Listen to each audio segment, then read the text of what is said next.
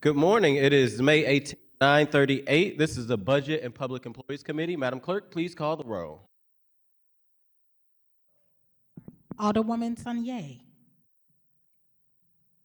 Vice Chair Browning. Present. Alderwoman Velasquez. Present. Chair Aldrich. Present. Alderwoman Alderman Devoti. Alderwoman Sanye.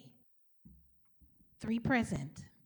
With that, we have established a quorum, but we do not need to take a vote on anything. The next order of business would be board bills for review. Item number 4, which is board bill number 1, the city's FY27 budget. For today's committee discussion, we will hear from CDA, which is here today in front of us. Then we will hear from the courts and the juvenile detention. We will take a little small break in between. We'll hear from SLDC. We will not today hear from Supplies Commission. We will hear from them tomorrow at the end of the individuals that we have. They were not able to make it today, but want to reschedule tomorrow. So we will have a kind of shorter day, but maybe longer day tomorrow. We will hear from Excise, and then the committee will have a conversation about the Police Board of Commissioners. So with that, we will jump right on in, and we have our director from CDA, Mr. Moak, here to present the CDA budget. If you want to just introduce yourself, and if you have any staff here with you, you can introduce them, and then you can jump right into your budget. Could you just make sure your mic's on, Director? There's a little button. You twist it around it. Okay. Oh, There you go, Director. red light means stop. Oh, great. Thank you. Thank you, Chairman, honorable members of the committee. Matt Moka, CDA, Director of CDA. Before you today, talk a little bit about budget. I did bring some slides to go through. They will not be lengthy, but I would like to touch on them preliminarily. Okay. Who's got control of the slides? Thank you. If you just tell her next slide, she will. Yeah. Slide. Yeah. Next slide, please. Thank you. So just a quick department overview. CDA celebrated their 52nd anniversary this year, which is kind of interesting. And of course, we work in collaboration with SLDC, PDA, and the Administrative Housing Commission as well, Affordable Housing Commission. It's sort of as a group, and they just sort of lay it out there. Certainly our mission is fairly straightforward up in the left corner there in terms of what we try to do to help low and moderate income people in the city of St. Louis generally. I made a note at the bottom because about a dozen years ago or so, HUD took issue with some of our practices regarding dealing with the aldermen and discretionary funds in their ward, and they didn't care for the way that it was being done way before my time. But since that time, they've sort of committed us to a competitive process across all of our awards we adhere to this day. I did neglect to introduce Chief Financial Officer Brian Yocum, who is here with me today, as well as Kevin Ellison, our Administrative Assistant CDA. Kevin put together a package you have before you as well. I won't be touching on all the items in that, and I've streamlined the PowerPoint a little bit for sake of brevity as well. Next slide, please. So CDA is broken down essentially into teams. The fiscal team, which Brian heads, our housing team, which really has 2 parts, the construction of affordable housing as well as our healthy home repair and lead abatement programs. And then our compliance team, which is a big part of CDA, sort of flying under the radar. You could call them auditors as well, because they're assigned to build capacity with nonprofits, but also guide those nonprofits that we deal with every day to make sure that their reporting is HUD compliant. It's a very important role. Next slide, please. So I just want to go over some of our, I think the board, this committee is aware, but essentially CDA is completely funded by federal funds as opposed to the 1010 General Revenue Fund. We don't touch that fund at all. But I think it's helpful just to go through sort of where we are with our major funding sources. And of course, everyone here has heard of Community Development Block Grant, CDBG funding, which is by far our largest portion of federal funding. For 2026, we were awarded $17.6 million in this area, and it goes to fund all across our various housing programs and also our programs to support nonprofit programs in the community for low and moderate income persons. Next slide, please. So to spend CDBG, it has to satisfy what's called a national objective.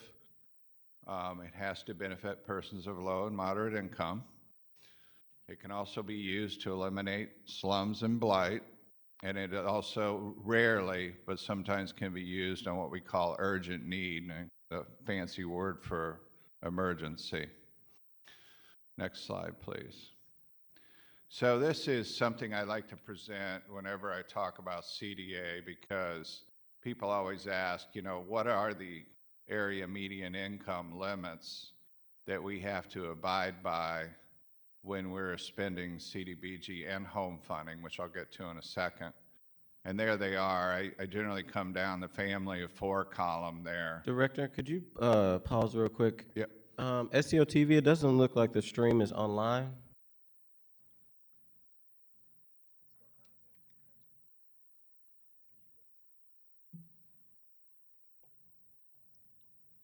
Good catch. I'm sorry, Director, you may have to start all over. Or STO TV, was that?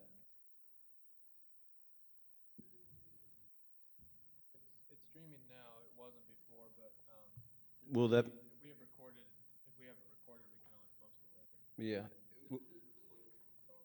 Okay. So for the individuals who are online, we sorry for the technical difficulty with the stream. So today is the Budget and Public Employees Committee. For folks that are watching, we have Board Bill 1 on hold. We have various committee discussion right now. We're hearing from CDA. We will hear from the Circuit Court. We will hear from SLDC. We will skip supplies that will be in front of us tomorrow, excise, and then the committee will have a conversation on the Police Board of Commissioners. So far, the CDA director has kind of done an introduction of CDA, the history of it, just celebrated 25 years? 52 years, and talked about their fiscal team, their housing team, their compliance team, and their housing team program. We're actually not that far into the presentation, so for folks, again, you can be able to go back and watch it here shortly, but this is probably the third slide that just talks more deeply about the work that CDA is doing. And in front of us, Director, if you can just introduce yourself again and introduce people you have in the room, and then proceed again with your... Sure. I'm Matt Moak, the Interim Director of CDA, and with me I have two CDA personnel today, Brian Yacht, our Chief Financial Officer, as well as Kevin Ellison, who's my prime administrative support person. So we had been talking about this slide a little bit, just illustrative in terms of give people an idea, the committee and others, what area median income sort of means in relation to spending HUD money in the community. And you get that's across the top, of course, illustrates the families, and then the income limits in the various categories: low, very low, and extremely low area median income guidelines that we need to adhere to adhere to HUD requirements. Next slide, please. So another aspect of our formula funding from the federal government is referred to as home investment partnerships, or otherwise just generally home, we do not get nearly the amount of award that we would get with CDBG for home. Here we had 2.39 million for 2026, but it is used it's used strictly for housing, and we tend to zero in on rental housing, and there's some home ownership, home buyer assistance down payment money that comes out of home as well. So it is a valuable resource for us. And I'm going to come back to CDBG and home just a little bit and talk about some of our successes with them over the last year or so, coupled with ARPA funding. Next slide, please. This is still about home. Many of you, I'm sure most of you know about the low-income housing tax credits issued out of Jefferson City every year. The key for our community, and we wish we would get more awards from Jefferson City in this regard. But home we use that quite a bit to close the gap on some of those projects, so which would help them, be more attractive for a LIHTC award. It's something home is commonly used for. Much like CDBG, the home funds are also, we have a compliance period where we monitor those funds to make sure that the units that we're creating are affordable and they're in sufficient condition for HUD purposes. Next slide, please.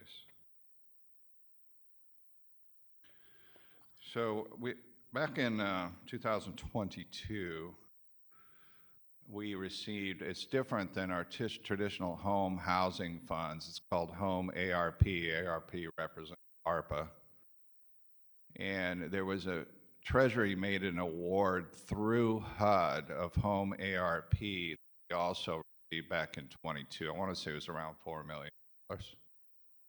We used that to supplement housing production, which again, I'm going to touch on just in a minute here in terms of some of our numbers.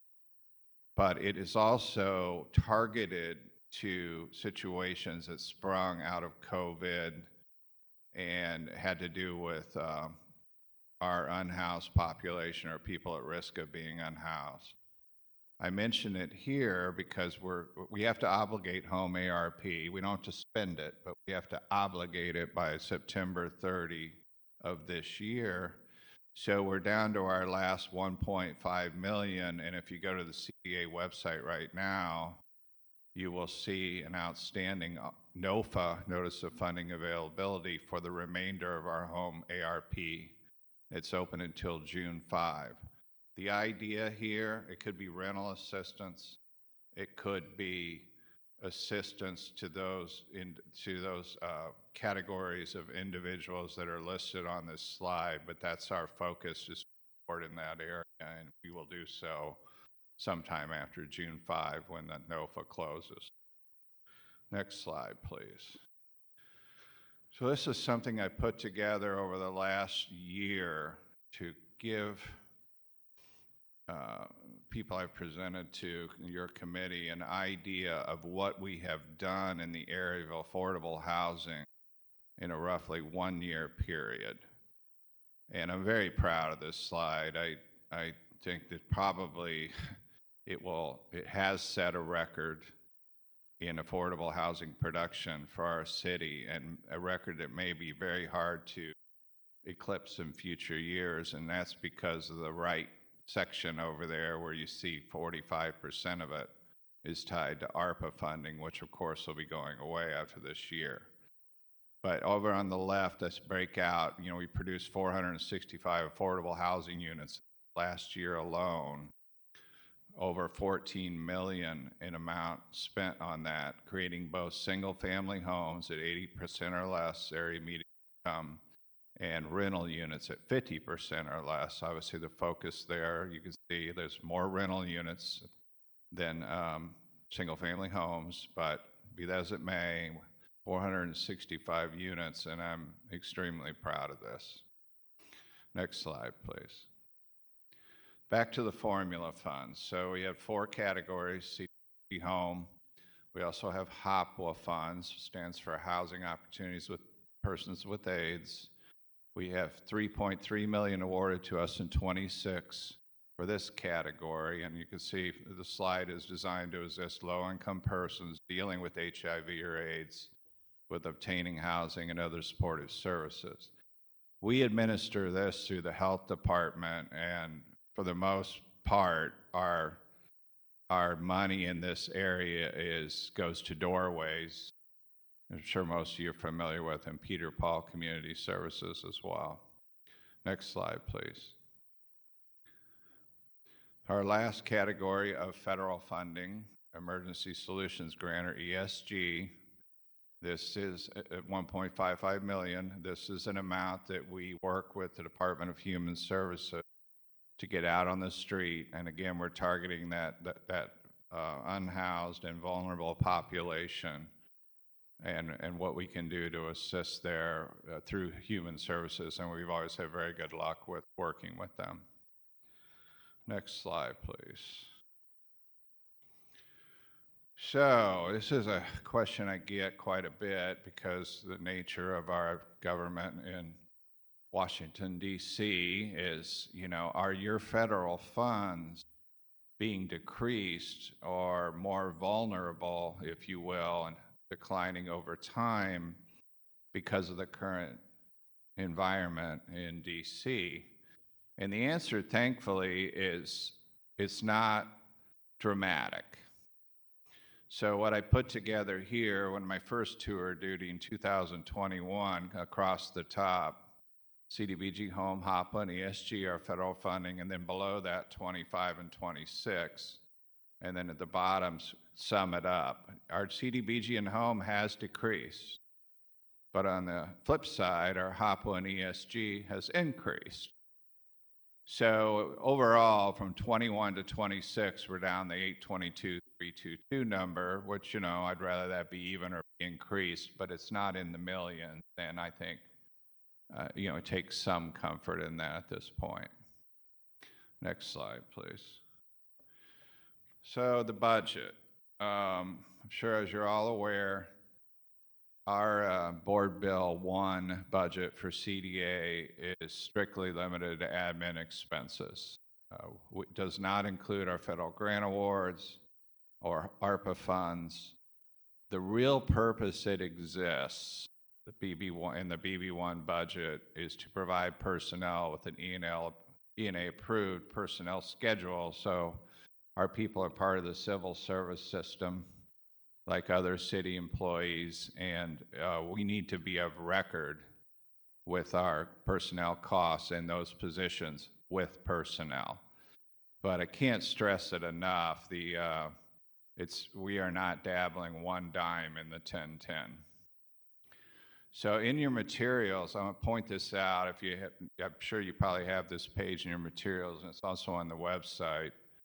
There was actually a miscategorization of the categories on the left where it says grant and other funds, and then down below where it says economic development sales tax. Those two categories are flipped in the material that's currently out and viewable to the public and others. So I've fixed those here essentially. Now the first one essentially just being a total down, which again is our personnel costs, and the other miscellaneous run the office cost to total to that grant and other funds line.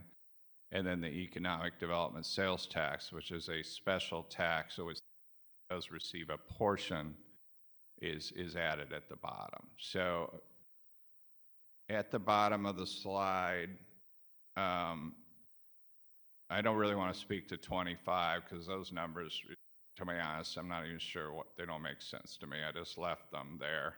But 26 and 27 do in terms of the personnel cost and the number of positions which appear at the very bottom. Last year we had 64 positions on our TO, and this year we're down to 60. Next slide, please. So this is something that we're starting to analyze as I stand before you today, but we have 60 approved TO positions. Of those 60 positions, only 44 are currently occupied. says 26 and change percent vacant. Of those 16 positions, personnel just presented this to me last Friday that we're in the top 3 for vacancy. But honestly, that's not my concern. The vacant positions aren't my major concern at this point. I wouldn't want our personnel budget number to go down, but I think what we have to look at is a lot of our people are partially funded with ARPA money. And the ARPA money is going to go away in 2026. And in theory, those people are subject to budget layoff. I would rather avoid that scenario. I can't stand before you say I have the answer to this right now, but there is some feeling because of the large amount of vacancies at CDA that we might be able to move some of those people into a funded position that is non-ARPA. Next slide, please. Just a picture of our TOs. It exists right now. I won't belabor it. It's kind of hard to read on the screen, but essentially the groups, the areas of CDA that I talked about, I came down on December 1 of 25, and since that time I've shored up the Director of Housing and Housing Programs positions internally. I was not a dramatic money hit to the budget there, but we had lost a long time Director of Housing, Bill Rata, to attrition before I got down there, and we needed leadership there. And I'm at the top right, you can see those 2 positions. Brian's position in fiscal is to the right of that on the right side.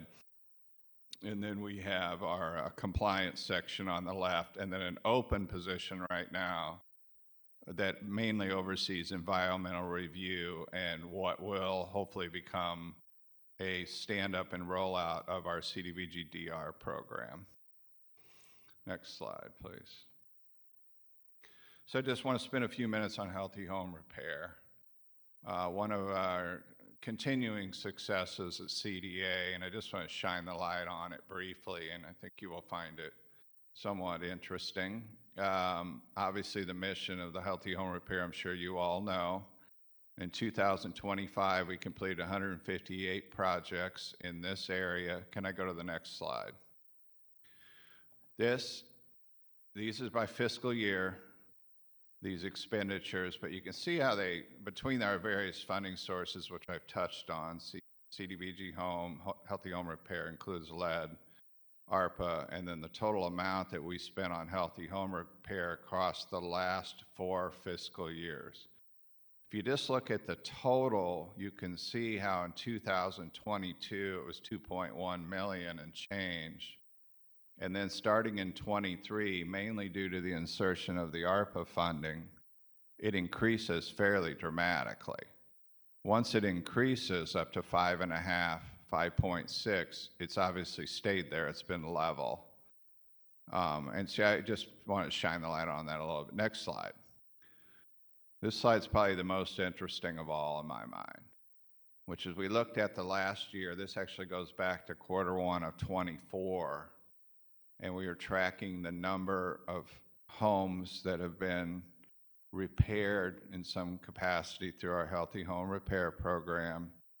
And there were 229, but what you will note if you look at the graph is Q3 of 25, or roughly July, what is that, September, July, August, September of 25, the number ramps up dramatically. And obviously we know why.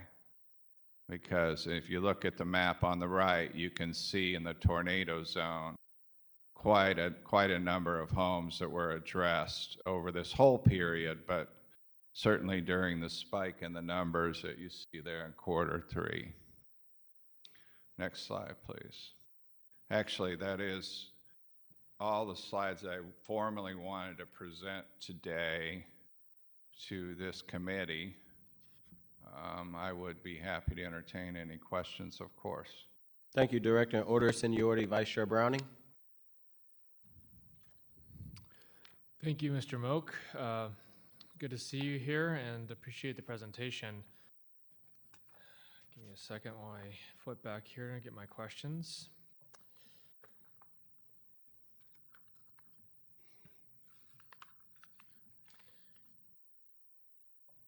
So start with the positions that you mentioned that are vacant, and you said you're not particularly concerned with filling them because some of those are funded from American Rescue Plan Act dollars, and you're concerned about those positions being eliminated in the future.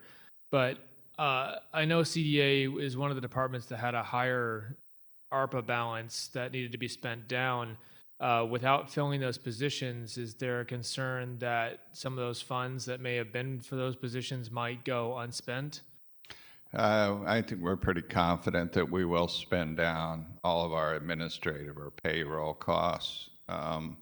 Those are already, they're sort of calendared, if you will. They're not contingent out in the community on a project or with a construction project, you know, what have you. So I don't, our feeling is we'll be 100% spent down on payroll. And if I could clarify on that a little bit too, Alderman, I think the vacant positions that are in RTO, or they're in RTO, they exist there, that could be filled, are not ARPA funded.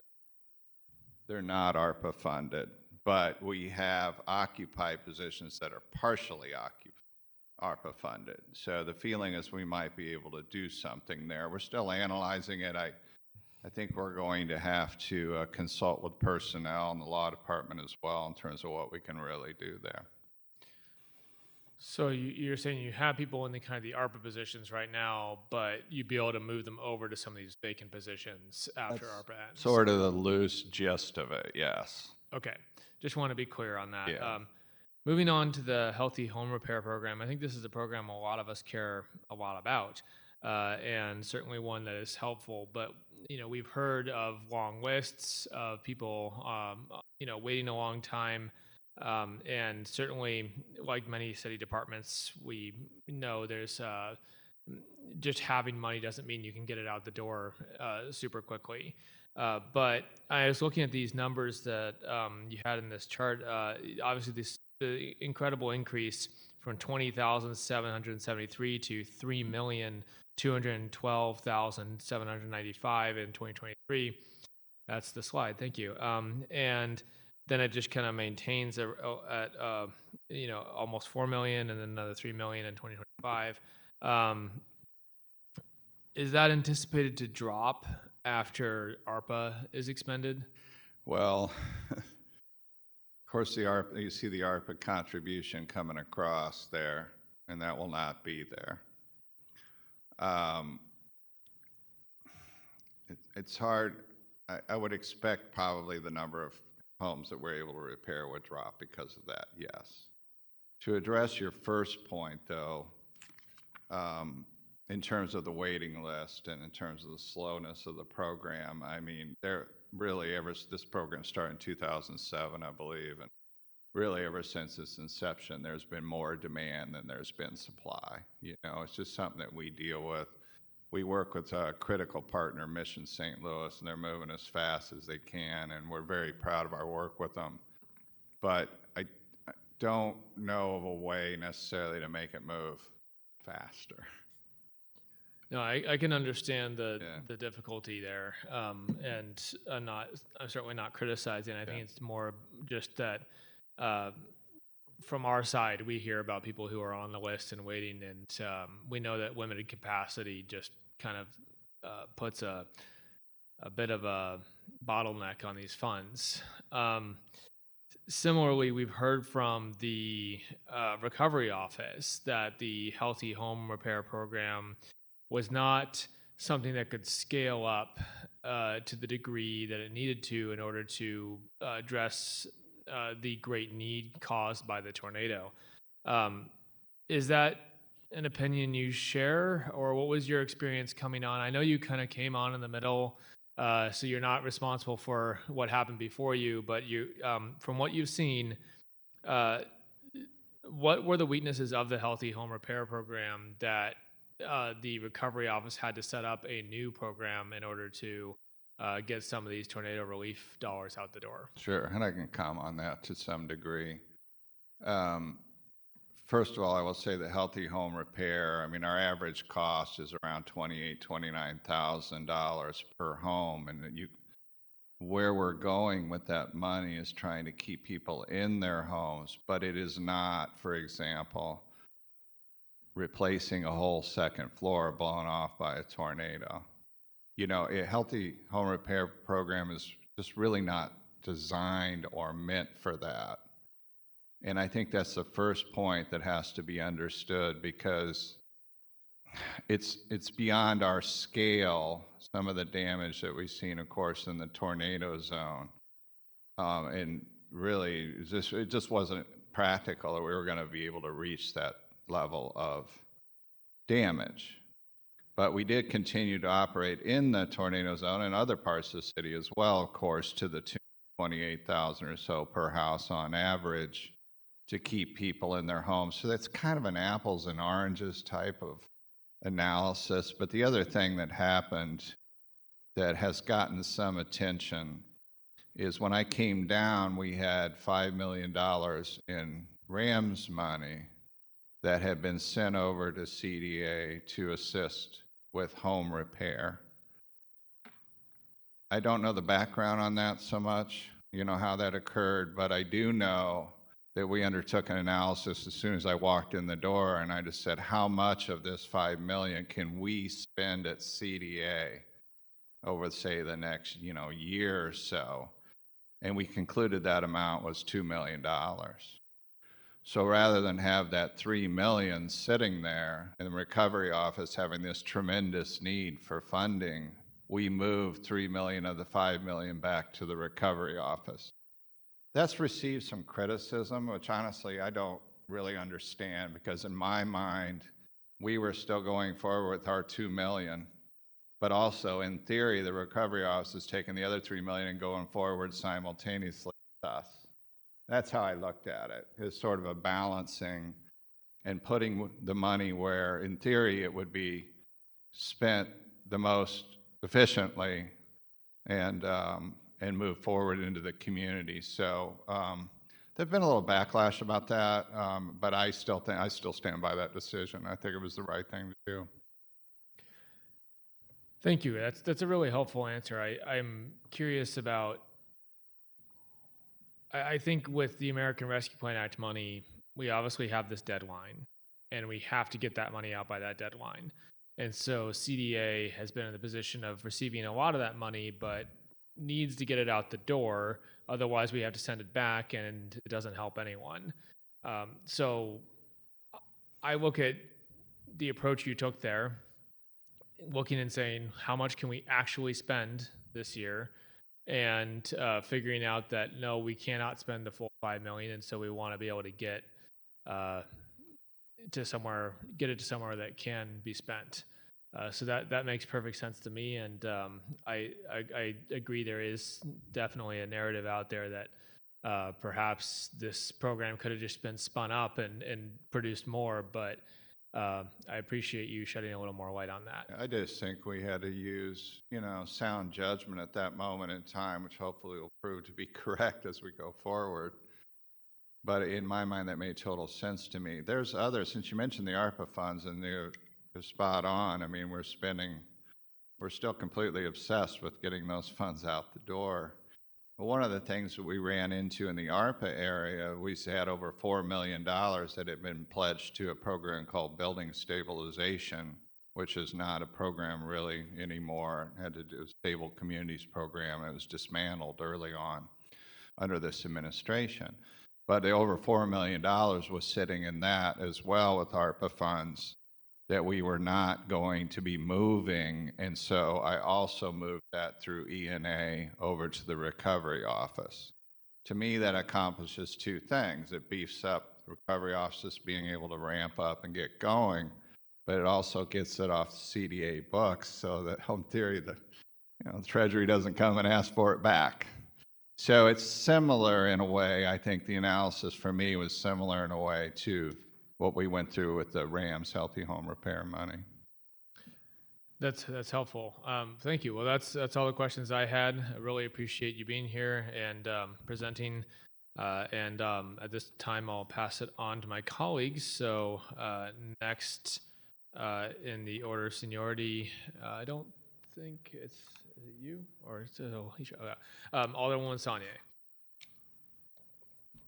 Thank you, Vice Chair. Hello, Director Moak. Hello. Thank you for being before us today. Thank you for all the work that you all's department does. I know you guys are quite busy right now with what is going on with ARPA and all of the other things. I wanted to, you indicated in your presentation just kind of that vacancy wasn't your concern, but rather positions that will run out from ARPA. Do you mind, do you have a count of which positions specifically are funded by ARPA and how much they were funded by ARPA, like whether or not they were partially or fully funded? Yeah, I don't have that detail, Alderwoman, but it's mainly because a lot of our ARPA hires were brought in and might have had worked on a program that could be funded by CDBG or one of the other funds, and then we would partially fund them under ARPA. And I think that it's not like I can say I've got 12 positions that are 100% funded by ARPA, because that's not the reality.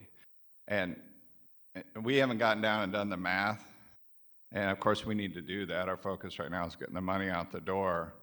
So rather than try to Because those staff are going to have to transition when? If What? those staff are going to have to transition by the end of the year, right? Yes, yes. Do you know how many positions you would have to, in the budget that you would not exist anymore without the ARPA dollars? Are there any positions that would have to be fully cut?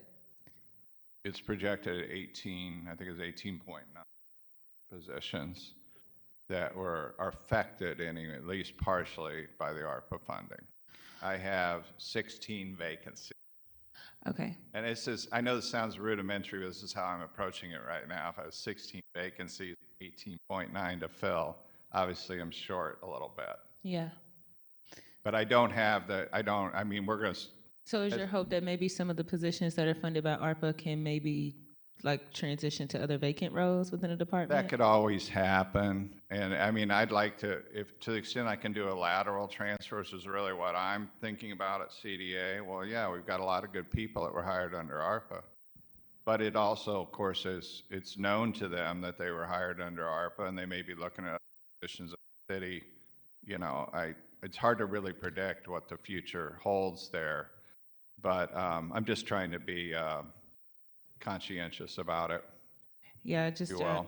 I know there's similar conversations happening on the SLDC side because of those transitions, and my main concern is just wanting the staff to be able to get adequate notice to prepare for endings. I know a lot of them were told when they were hired that, you know, your position is relation to ARPA, but I know we're having those conversations on the SLDC side about what it looks like for them to be able to have a graceful next step, whether that's internally or externally, and making sure they get enough notice to make arrangements, especially in this economy. SLDC is a little different because, of course, they're not operating under the civil service system like I am. Mm-hmm. So the other thing I did mention, didn't mean to mention during the presentation that I did not, is anytime you're dealing with civil service employee, I think it's going to be very prudent of us to consult with personnel and perhaps the law department as well in terms of what our options are and what we can and cannot do with those civil service employees. And so I intend to do that as well. SLDC doesn't have that issue. Do you know,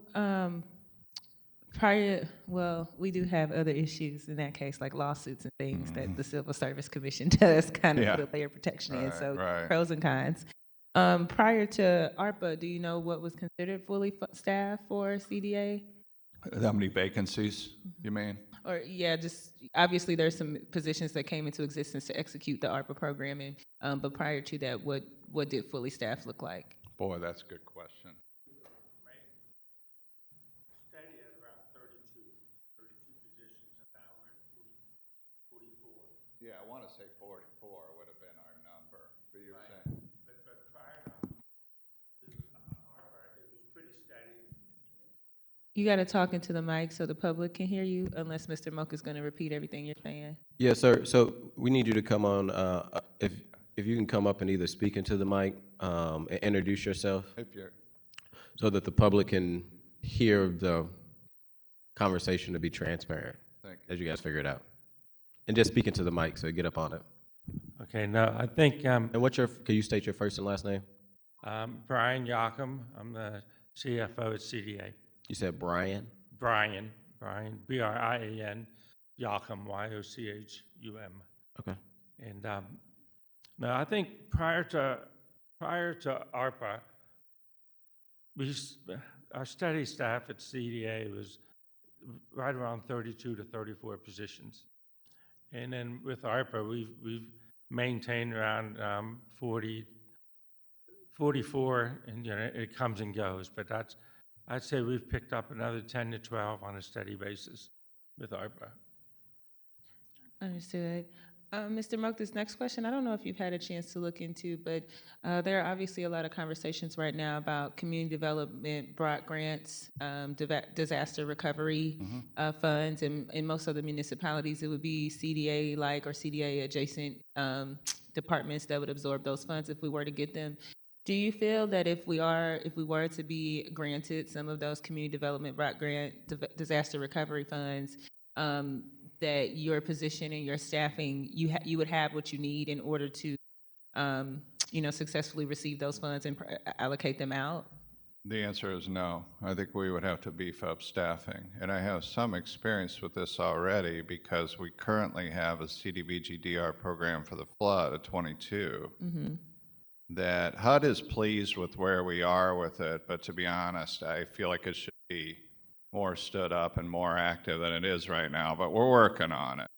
But the reality is when that money came in from HUD, there was a feeling we should be adding like 8 or 10 people to help administer that program. We haven't added anyone. And again, it's no indictment on anything. It's just, I think if we're still talking about DR funds for that program, which I'm just trying to work people in and get done, the flood program based on current staffing. But if we were talking about a new DR program, we'd have to beef up our staffing. I think that's good to know. Could you talk to us in general? Obviously, there are a lot of conversations about CDA. You guys do a lot of work related to housing and things of that nature. What are some of the biggest barriers that you're facing right now as far as processing contracts and payments?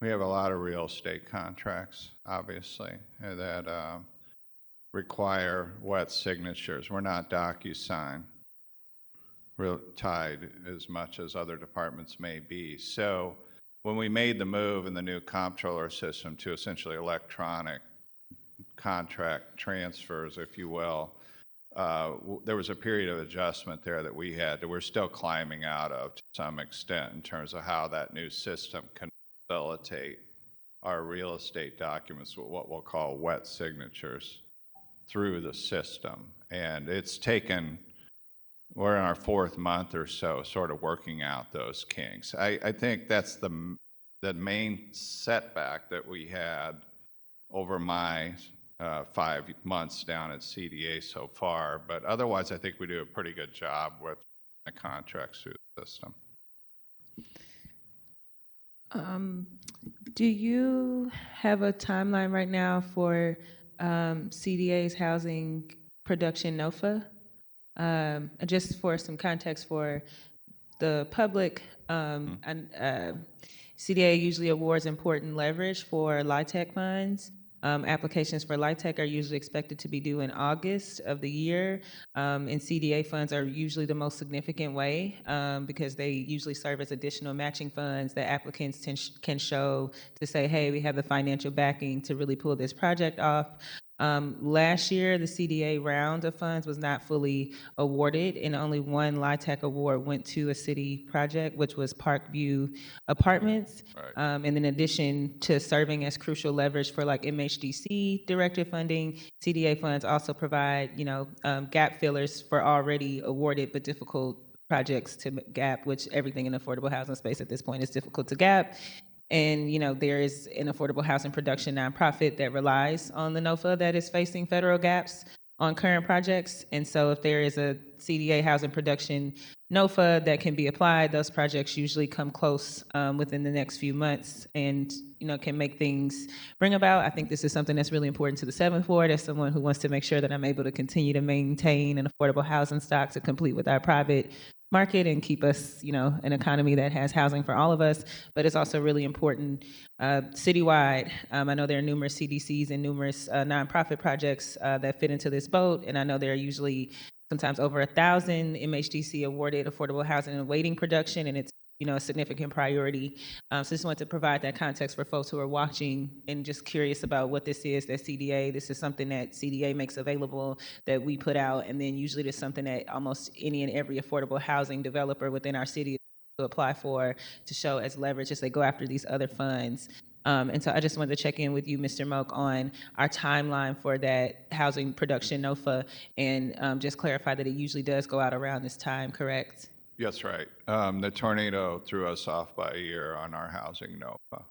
We did a 25 NOFA, which we're essentially awarding now, and the reason it's being awarded so late is because of so much of our effort was dedicated to tornado recovery in late 2025. So we're sort of missing a year, meaning that we anticipate awarding the 25 NOFA shortly, and then we anticipate putting out a new spring NOFA in spring of 27 would be our next round. So let me address the LIHTC piece of that a little bit. Well, also, you said the tornado threw you off. I'm curious about that relationship, given that we have the Office of Recovery. Is it because we were trying to move funds that was CDA having funds available that they were trying to move over there, or? No, this would have predated. I mean, this goes back into early 25. After the tornado first, the recovery office wasn't even there yet at that point. So it's before that. And again, it's before me too, so I don't want to speak out of context, but a lot of our efforts on housing got diverted because of the tornado relief effort. But, we're back on track in terms of getting our NOFA out, but the next one would issue in the spring of 27. So to the LIHTC, if I may. Obviously, we want to support as many LIHTC projects as possible with CDA funding to fill those gaps to make them potentially successful applications with the state. MHDC has met with us and really has been highly critical of the applications that they received from city projects. And it's really hard to speak to that. I'm just kind of paraphrasing what they said to me. But what we have done is if we've pledged money to a LIHTC project and the LIHTC is not awarded to that project in, let's say, 26, we will essentially extend our award into the next LIHTC funding cycle in the hope that that project could, in fact, be successful on the next round. So you just really mentioned that only because we recognize also how important LIHTC projects are. And when we were as surprised as anyone else when Parkview was the only one awarded. But it's hard for me to comment on this, the mindset of MHDC in that regard, only that they shared with us they weren't impressed with the project submission. So. Understood. So you're saying that essentially you can go back and still do the award for last year, and then you're hoping to be able to adjust the timeline for this year? Say that again, if you would. You're saying that you can still, you said you're going to do the FY25 awards here, and then you're hoping to adjust your timeline for this year? I'm not sure I follow. You mentioned going back and doing something for FY25 in regards to the housing production NOFA, that you were in the process of awarding them, or you're going back and doing it. What did you say?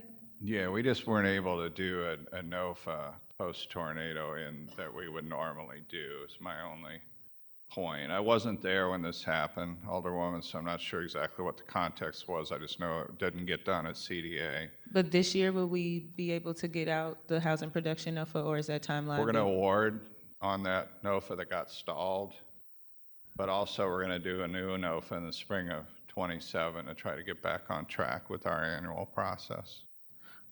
Okay. Thank you. I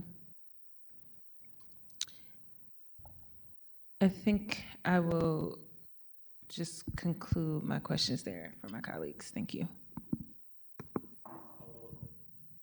Alderwoman Velasquez.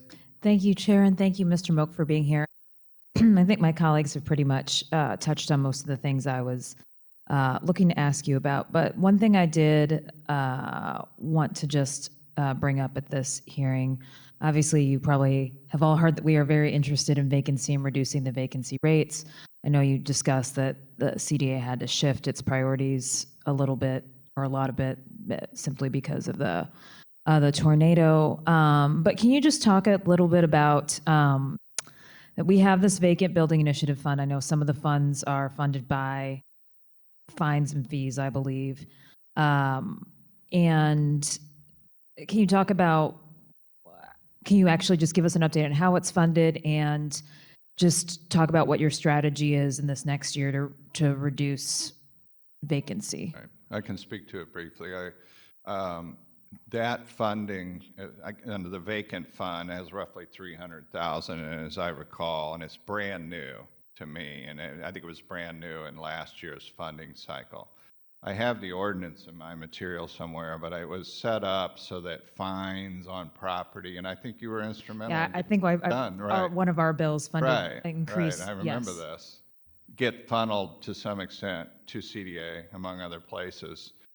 And what I can say about it right now, anyways, we haven't spent any of that yet. We don't even have a program set up yet. And that's not really an apology as much as it's just brand new to us and we haven't gotten to it yet. But I think the idea behind that money is to empower maybe grants or some type of work in the community to try to address the vacancy issue in some capacity. But to date, we haven't rolled out a program on that money. And that's where we are. And I mean, this is one of the, just from our side, I mean, our job is obviously legislators, but we also find ourselves sometimes being involved in implementation just because we want to see it through. So can you talk a little bit about, I know that for those ordinances, and we brought it up in the building division, those positions have actually not been filled. So we're still looking for, I think, the city councilor's office to hire that attorney too, as well as the building division to fill those positions so we can collect more fines. So hopefully you can have more money next year. Yeah. But can you do you anticipate, we've talked a lot about your personnel vacancy rate today. Do you have capacity to stand up this program and plans to stand up this program? That's hard to say. Only in the sense that I don't really have a vision of what we are going to do with this piece of money that's coming to us, what that program's going to look like. And I recall what you were mentioning about the law department getting people, and that was all part of that legislation. So I just don't want to reach and say it's going to be for this or that yet. And matter of fact, I assume what's going to happen with the money that's in the fund presently is that we don't have a program, we're not spending it, and budget will take that money and put it somewhere else. But I'd like to talk to you maybe outside the committee today about what that could look like, because I could use that vision. Obviously, I left a piece of the law department that is working on those positions that you're referring to. But maybe we could sit down and have a meeting about what that could possibly look like. In terms of capacity, it's really hard to comment on that. 300,000, which is your amount, roughly, is not a tremendous amount of money. It's not $3 million, but I think we'd have to have at least one person probably dedicated to running that eventual program that we roll out there. Sure. I'm going to figure it out. I'd be more than happy to. I mean, I think I've got a vision, and I know certainly not just my vision, but when we worked on that piece of legislation for services and some of the advocates, it's kind of been one of these chicken or the egg things, because you have to collect the fines to get the funding, but the program could essentially fund itself and more, right? So it's how do we build that capacity internally so we can, build, no pun intended, more capacity and or really work on those issues. So Yeah. let's please talk. Yeah, I like that idea a lot because I'm sort of looking, when I came down to CDA and saw the budget documents for this hearing, I'm like, what's this building? Then I remembered it, but it's just not that far along. But I like the concept, and I'd really like to get down in the detail and figure out what we can do there. We did fund, I want to say last year, we funded a study by the Vacancy Collaborative. It was a one-time effort with the collaborative, who of course I knew back when I was in the law department in problem real estate, to analyze the vacancy issues in the city and issue a report, which they did so. And we're proud of that, but it was more of a one-time thing as opposed to what you're talking about going into the future. But I'd be happy to sit and talk to you about it. Yeah, and I think it could overlap with some of the things that Alderwoman, just some of the, do some of those grants go to the CDCs? Do some of those, offset, what could be affordable housing? I mean, but the idea is to obviously boost those organizations who have the capacity to do it. So that's all the questions I have for you now, but we will find some time to talk. Thank you. Thank you, Chairman. No problem, Alderwoman. And I don't have any questions. Alderwoman Sanye, did you want to maybe just ask one or two? I know you said you had some follow-up, if you keep it quick, to be able to access so we can get to the next individuals. I'll yield my time. Thank you, Chairman. I do. I just had a question about, in regards specifically to the budget, the Eco Devo sales tax or CDA neighborhood revitalization. For neighborhood revitalization service is proposed at $1,197,000. What is this for? I tried to find the public portal, but it doesn't have any information on it. All I could see is in FY26, there was like $1,144,000, and the city portal shows 0% expended, and there's no information. Right. That's right. So when I was at CDA previously, 5 years ago, the Eco Devo money was there. It's a sales tax. It's a percentage sales tax. I could have the ordinance somewhere. I can't recite it off the top of my head. But it has historically been used mainly by planning and urban design when they're going out and helping neighborhood and community organizations organize and get capacity. But CDA had never spent any of that money in my former tour. We didn't have any, we didn't spend it. I think under my predecessor, he did spend some of that money on some housing projects, but the idea is to use that money to support neighborhoods and neighborhood organizations coming into being and, being relevant and having capacity. So it's actually interesting on the, we have a Eco Devo board meeting this Thursday, which will be my first introduction of how we might utilize some of that money in conjunction with PDA. And I think the idea is to support some of the newly established neighborhood organizations that planning and urban design have been. Neighborhood organizations or neighborhood plans? I'm sorry, what? To support some of the newly established neighborhood organizations or neighborhood plans? It's neighborhood plans yeah, I'm not actually sure that I said that right. But it's the planning division helping these neighborhood organizations get set up and have a vision. That's what that money is mainly intended to be used for. But last year we didn't spend any? CDA, I don't know, Yeah, I think it's...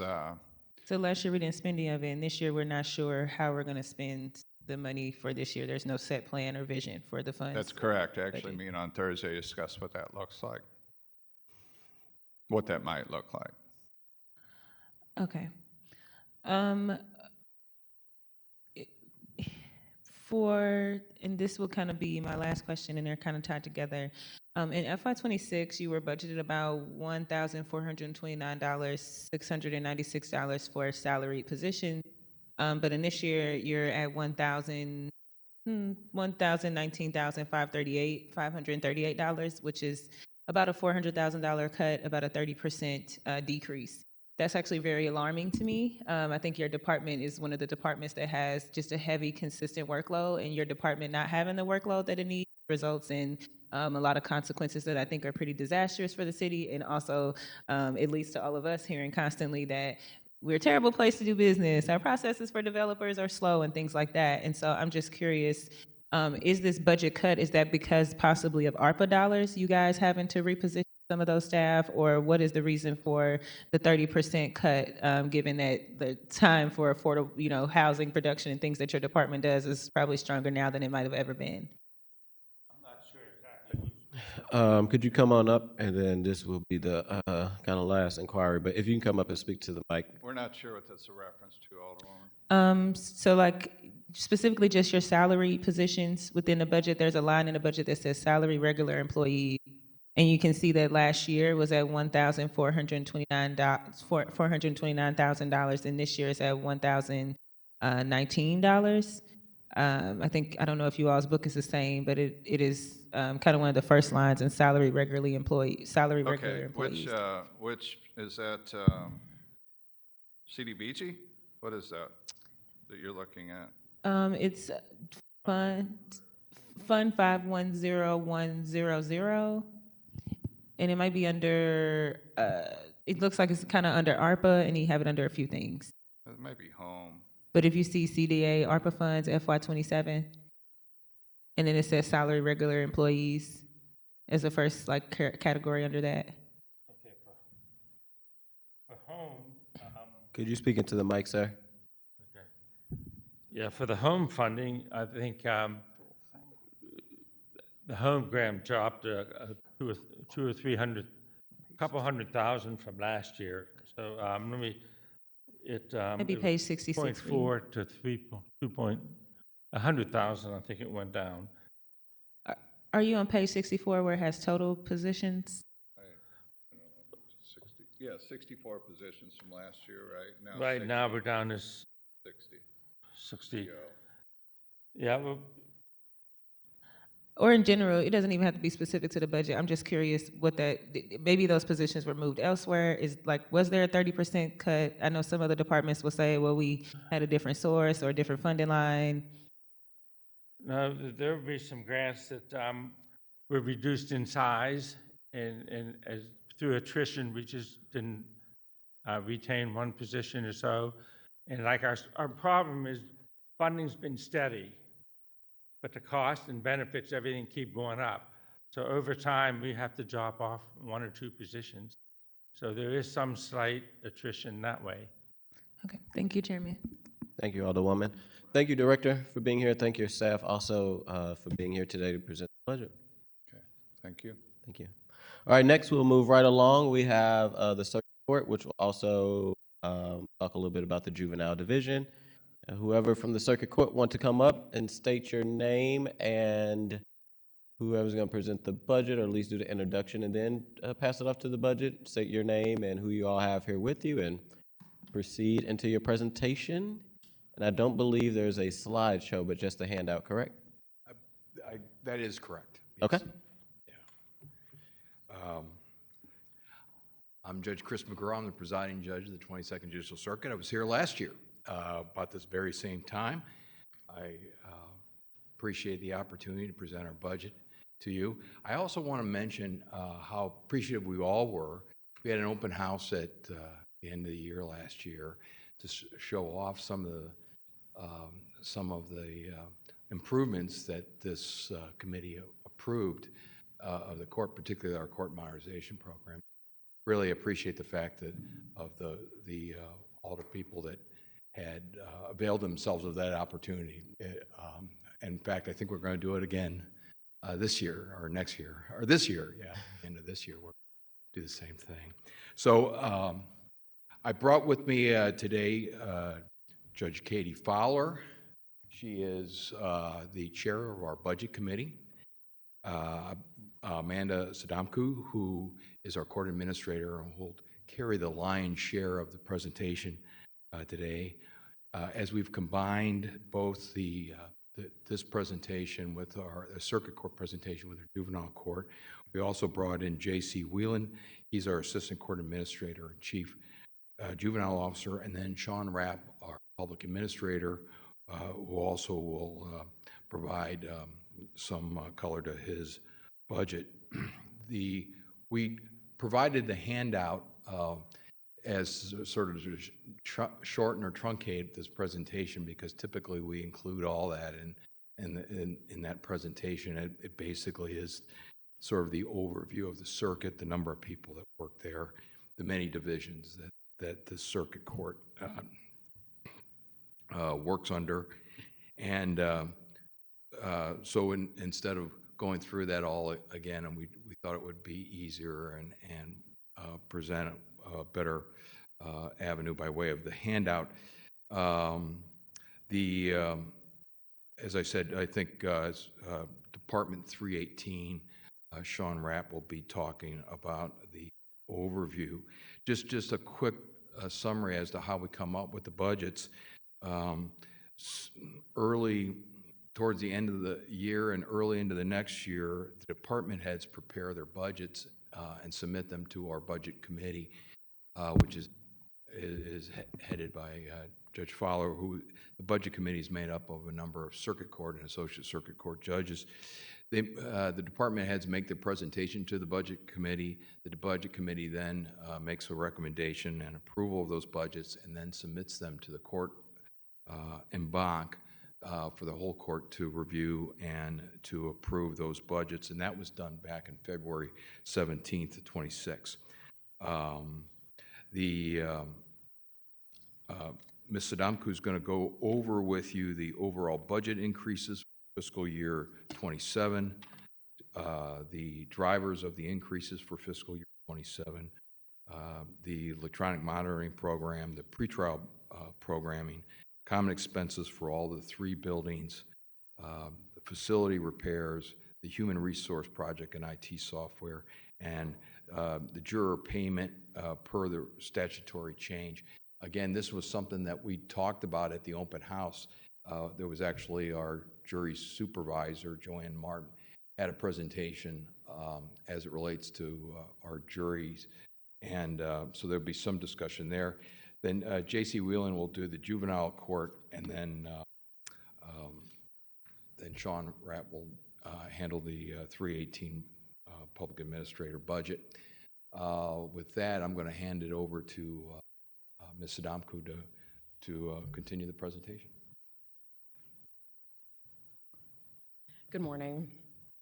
So as the committee can see, the overall budget. Can you please introduce yourself to the public?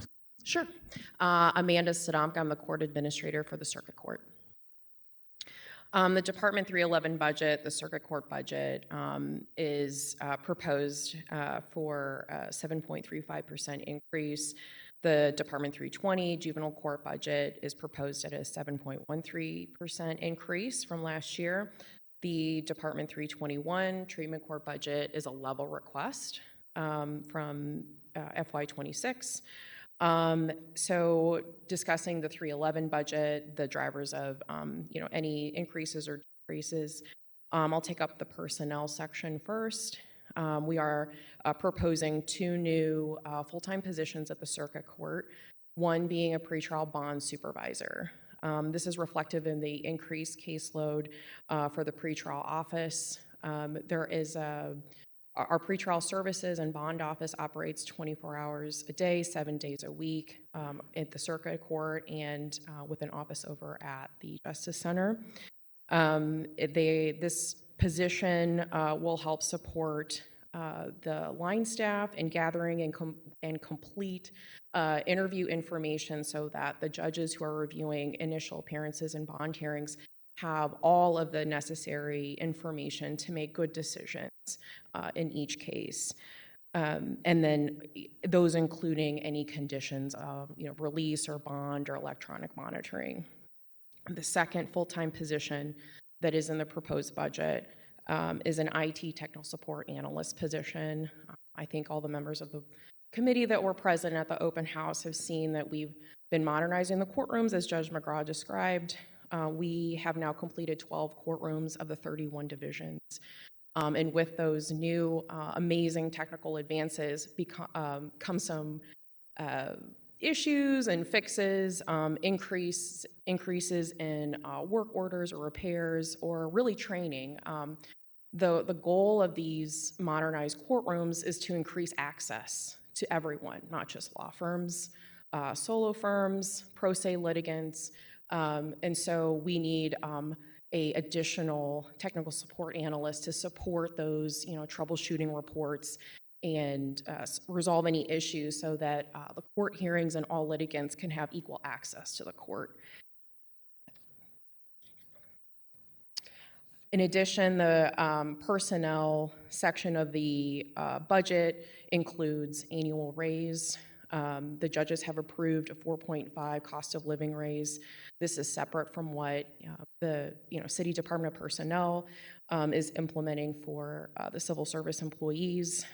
This is just an answer to general cost of living increases with concern about recruitment and retention, as I know all departments have that concern. So that is included in this budget. I would like to note, I think I note this every year, that the state does reimburse the juvenile court salaries. And after the Raise the Age legislation in 2021, that reimbursement has held steady at $4.3 million. So the state does reimburse a good chunk of the juvenile court salaries. Moving on to some of the operational expenses, I think last year we did a lot of discussion on the electronic monitoring program. I can happily say that this year we are leaving that as a level request. Despite seeing more use of electronic monitoring programs, we have implemented less restrictive monitoring conditions rather than the ankle monitor. We continue to try to work with the data that we have and education to trying to reduce the overall cost. So the Circuit Court is very cognizant of how much we have requested in the budget. I did,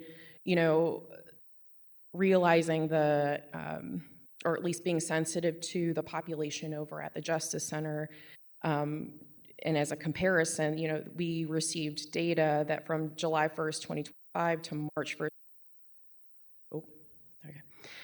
the daily average cost to house an inmate at the Justice Center, it was $117.56.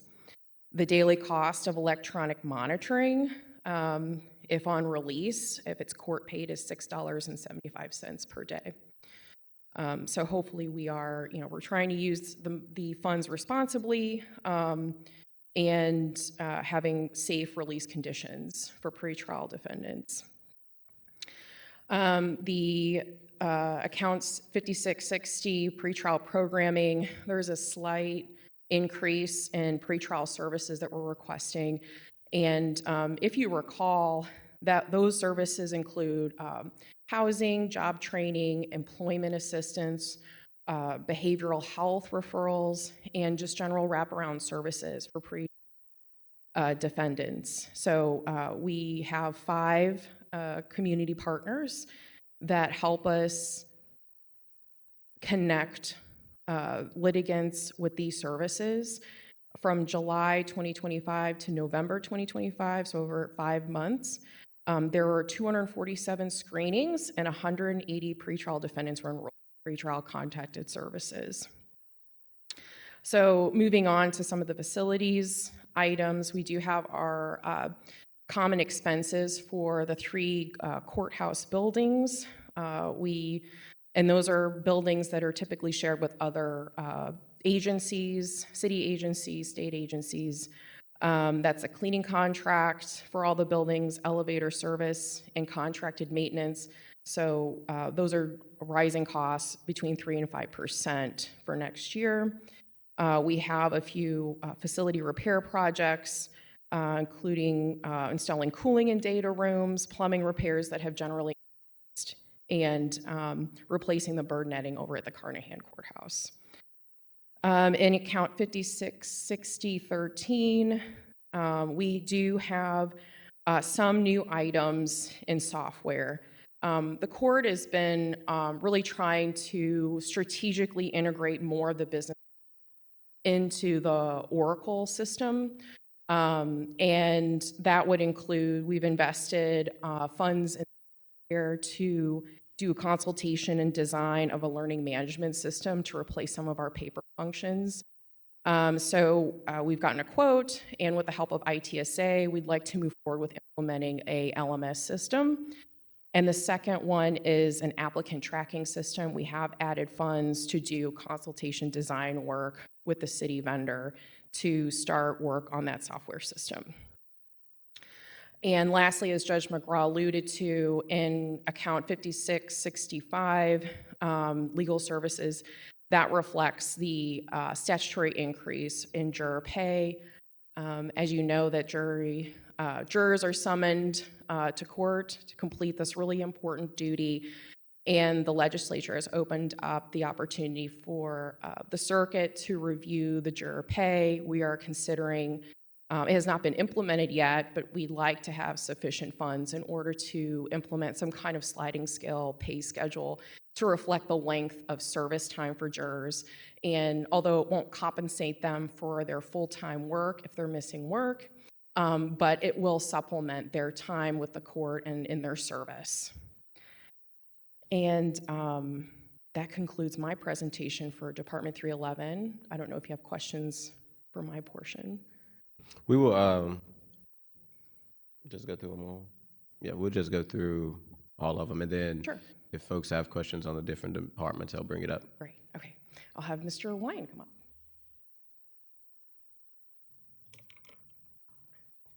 Good morning. I'm J.C. Wyand. I am the Assistant Court Administrator and Chief Juvenile Officer. Essentially what that means, it's juvenile court and juvenile law is kind of an enigma, so I want to just give a real brief overview of that if anybody's coming at juvenile court for the first time. Essentially what my role is I administer our juvenile court, family court, juvenile division, referred to as 320 in the budget. It's actually at Midtown. It's not downtown. It's on Vandeventer Avenue. It's sort of a large campus. We have multiple courtrooms in the building, as well as in that building housing a very large staff of deputy juvenile officers, business personnel, security officers in our main court building. We also have an annex building holding other deputy juvenile officers and legal staff in our main court building. And then we have our secure detention facility, which houses a number of youth leaders. We don't call them detention workers, or they're youth leaders. Their mission is to do more than just manage the facility. They're trying to make the stay as least restrictive and least traumatic as possible for the juveniles in our juvenile facility. It's like I said, a very large campus with approximately 260, 270 people at any given time out there.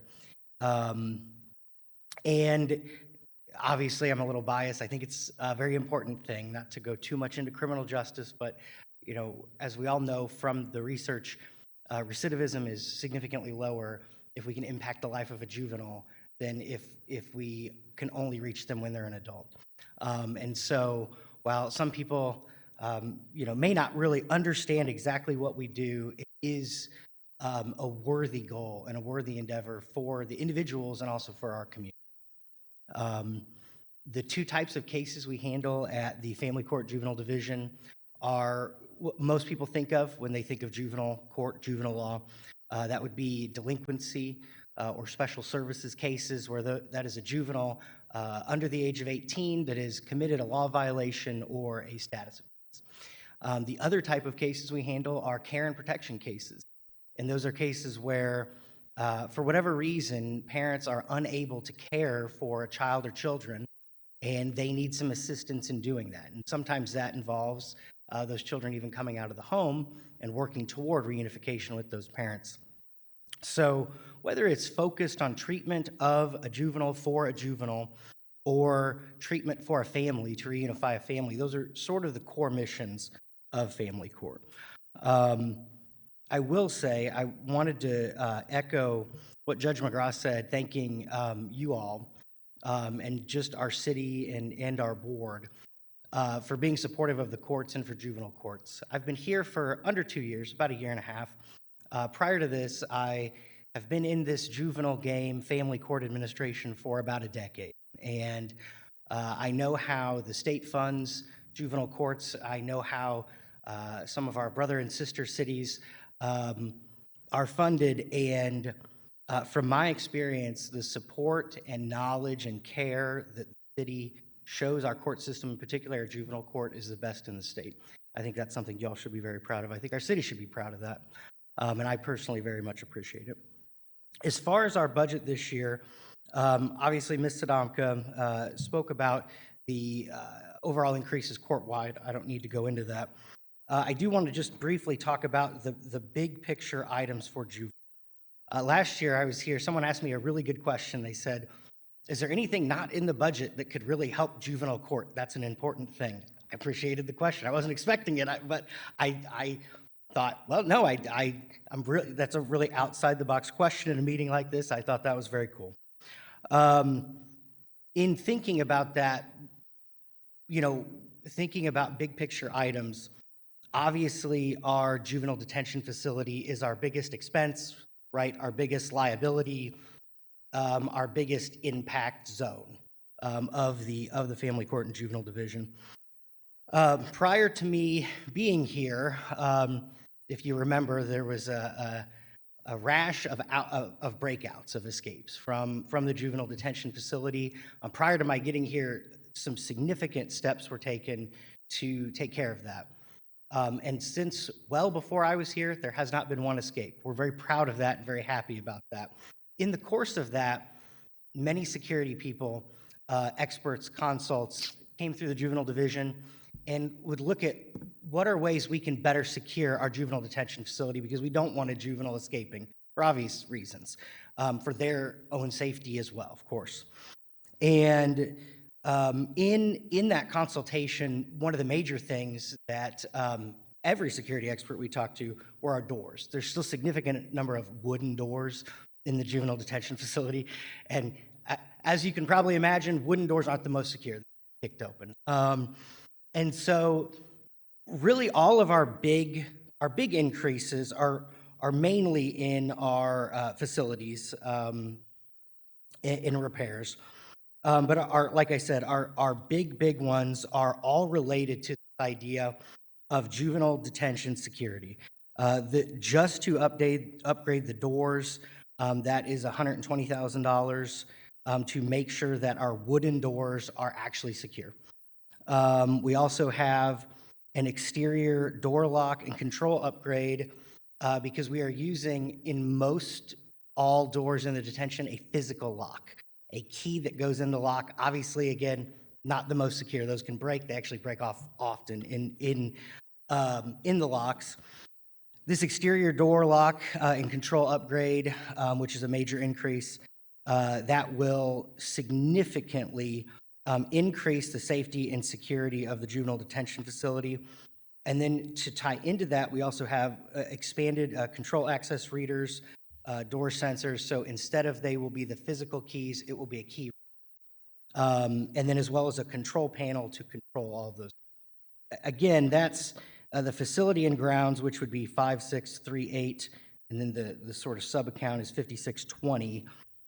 Those are all of our big asks, if you will, to try to upgrade our detention facility, to make it as good as possible, to continue the good work we've done, to make sure that the juveniles are safe, that our staff are safe, and that the community is safe, and that the juveniles get the treatment that they need.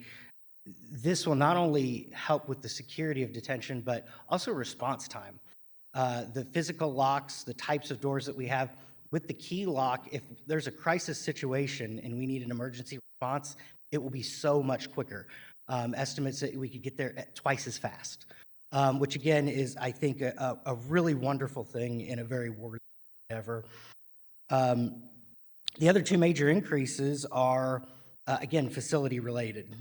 We've increased emergency repairs from $50,000 to $200,000, and HVAC repairs from $30,000 to $150,000. Those actually just reflect what we actually spent this year on those emergency repairs. As you all probably know, the juvenile court and our detention facility, older buildings, and they just require maintenance. Something that's unique to the juvenile detention facility is it is a detention facility, right? So we have between 30 and 45 juveniles living there at all times. And it's a 24-hour facility. So if HVAC goes out, it can't be a, well, we'll address that on Monday issue, because we'll have juveniles who would be in, potentially unsafe environments. So those emergency services obviously are, again, the other big increase. Everything else is pretty much a flat budget or even a decrease in costs. We had some computers that we needed to purchase. Cameras, we needed cameras for the annex, because again, I stated our campus is pretty large, and we had some very old cameras in our annex building that weren't even connected to our security. So we need to get cameras that fully secure all of our campus buildings. And then just the cost of contract and professional service, whether that be the lawyers, the contract lawyers that serve the court, our contract security staff, or our food vendors for the juveniles in detention. So that's sort of, I think, my overview of 320 budget. Again, I very, very sincerely mean that we're grateful at juvenile court, and I've seen other funding mechanisms, and everyone I've dealt with the city understands the importance of juvenile rehabilitation and family reunification, and I think that is just something that the city should be very proud of. And if anyone has questions at the end, I'm happy to answer those. And if I don't have an answer, please, I'm happy to reach out to you and even meet with you to discuss. If you'd like a tour of juvenile family court, I would love to give you. Thank you very much.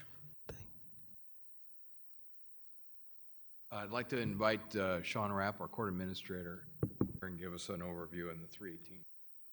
Thank you, Judge McGraw. Mr. Chairman, members of the committee, my name is Sean Rapp. I currently serve as the public administrator for the city of St. Louis. I was appointed to this position in March of 2022. Prior to that, I served as an attorney in private practice for about 10 years. I'd like to start by just giving a brief overview of the functions of a public administrator and the various services our office provides, and then I'll move into the budget for the fiscal year and a couple of the changes that we've proposed. The Public Administrator's Office is one of the city's 8 county offices. If you look at the organizational chart for the government of the city of St. Louis, both the Public Administrator and the Circuit Clerk county offices are now consolidated under the jurisdiction of the 22nd Judicial Circuit Court. Both offices, the Public Administrator and the Circuit Clerk, are no longer elected positions in our city. They're both appointed by a majority of the judges of the court en banc. I think that speaks to the unique judicial functions of these offices. Public administrators were not one of the traditional county functions in the state of Missouri. The office was first created in 1880 when the General Assembly amended Missouri's probate code to create an office for a public official to serve as administrators for estates of deceased individuals who had assets that had to pass through the probate court. Often these were individuals who did not have a will or an independent executor to serve. Somewhat of a secondary function of the office, the legislature also assigned public administrators the duties of legal guardians for adult incapacitated individuals, as well as conservatorships. And a fourth duty that's not widely used is the public administrator can also serve as a trustee for both private and public trusts. Unlike other county offices, the public administrator's office does not have its own chapter in the revised statutes. Most recorders, sheriffs, prosecuting attorneys' offices are all located in chapters 51 through 59 of the revised statutes. Unique of our office is it's actually located within the probate code itself, and that can be found in chapter 473. Historically, from the late 1800s through a good portion of the 20th century, public administrators' primary duties were administering estates through the probate court. with the evolution of our society's mental health and disability services, the roles of guardians and conservators, both in our courts and our societies at large, has greatly expanded. And presently today, the guardianship appointments make up the lion's share of public administrators' appointments. The City of St. Louis Public Administrator's Office is one of the highest volumes of appointments in the state of Missouri. We currently oversee a rather strenuous caseload of more than 550 adult guardianships that are pending before the probate court. We currently manage 75 conservatorship estates. At any given time, we have between 30 to 50 decedent estates which we're administering. I know we don't have time to go into all the office functions, but I did want to highlight our staff. We're a relatively small office, and it's a good opportunity to kind of highlight the good work that the staff of our office does for the city. To begin, we have an office manager that also serves as our settlement clerk. Ms. Kimberly McGowan's been with our office for close to 7 years. She manages a high volume of phone calls, mail, electronic court notices, office supplies, time and attendance, file management, and a slew of other duties. In addition, her responsibilities as the settlement clerk, she has to file over 100 settlements with the court annually. And any attorney that is practicing probate really would appreciate just how valuable that service is. We also have a deputy public administrator of finance, Mr. Dan O'Malley. He manages our office fiduciary services. Presently, we have over $14.5 million in state assets for both our decedent estates and our conservatorships, which are under our office's control. In 2025, we collected a total of over $1.5 million of other people's incomes, pension benefits, Social Security benefits, and other sources. We have to have a bank account dedicated for each estate. We have over 125 active financial accounts under my name. As the court-appointed fiduciaries, we're responsible for managing individuals' assets, selling personal and real property, filing tax returns, paying bills, and many other fiduciary obligations. Critically important in these roles is keeping careful record keeping, as we have to account for every dollar that comes in and every dollar that goes out. Lastly, but certainly not least, we presently have 4 positions on our guardianship team. We have 4 deputy public administrators of guardianship. For personnel classification, they're classified as social workers, but it's more of an expansive role than just social work. Our team of deputy PAs, Patty Berger and Rita Scott, Olivia Tate and Jennifer Endelicato, collectively manage over 140 clients apiece on their respective caseloads.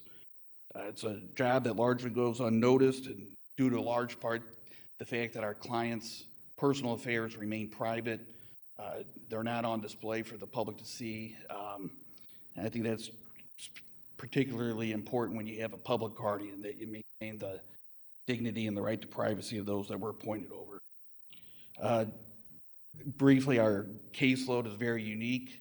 We get appointments starting for individuals that are aging out of the children's division, who have a developmental or intellectual disability and have been declared by the courts to be legally incapacitated. At the other end of the spectrum, we have appointments for elderly citizens that are experiencing cognitive decline and can no longer safely manage their own affairs. Significant portion of our caseload is for individuals with a severe mental illness. And that's a really critically important service that we provide the city. Individuals that would otherwise be unhoused or in jails under the supervision of a guardian can receive court-ordered medical treatment and get transitioned back into a lesser restrictive environment when it's safe and appropriate. When we are appointed, our office becomes responsible for the management of each client's life.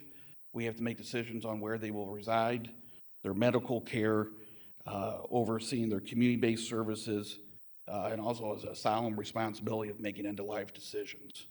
We're on call 24 hours a day, 7 days a week for emergency medical consents and decisions. Our office works with a slew of federal, state, local agencies, hospitals, doctors, nurses, social workers, case managers, community-based service providers, nursing homes, residential care providers, hospice providers, and funeral homes, as well as a slew of others. So it's an enormous responsibility, but for the tasks we're given, I think the office does a tremendous job and is an important resource for our city. Turning to our budget overview for 318, I note that our office is funded by two sources, general revenue as well as a special fund. The salary of the public administrator is funded by General Revenue Fund 1000. If the committee would like a reference, it's on page 47 of the budget manual. With the exception of the salary of the public administrator, all other office expenditures are paid from a special fund 1111. This includes our staff salaries as well as our operating costs. And again, this cost center for Fund 1111 can be found on page 157 of the budget manual. Our budgeted special funds 1111 is comprised of two different revenue sources. We receive fees, fiduciary fees, which are charged by our office to the estates which we manage. That's authorized by the probate code. And additionally, the budget director provides for a public administrator subsidy from Fund 1121, which is a public safety sales tax 2 fund. It's also known as the Prop P funds. In addition to public safety services, there's a corresponding use tax. I believe 25% of that use tax is allocated towards social work and mental health services, and we receive a portion of that through a pass-through fund. And if anyone wants to reference that cost center, I believe that's on page 231 of the budget manual. We're in a somewhat fortunate position this year that we've accrued a little bit of a surplus in our special fund due to revenues that exceeded expenditures in the past couple fiscal years. And we think we're in a good position to kind of address some deferred needs of our office going forward. The office historically was a fee-based office. It didn't become a city-funded office until 2017. In fact, we were one of the last offices in the state that converted from a fee-based office. The office is still somewhat evolving. I think there's two main requests that we're proposing for this upcoming fiscal year. The first is we're asking to add a position of a full-time attorney in our budget. Much of the work of the public administrator's office is legal in nature.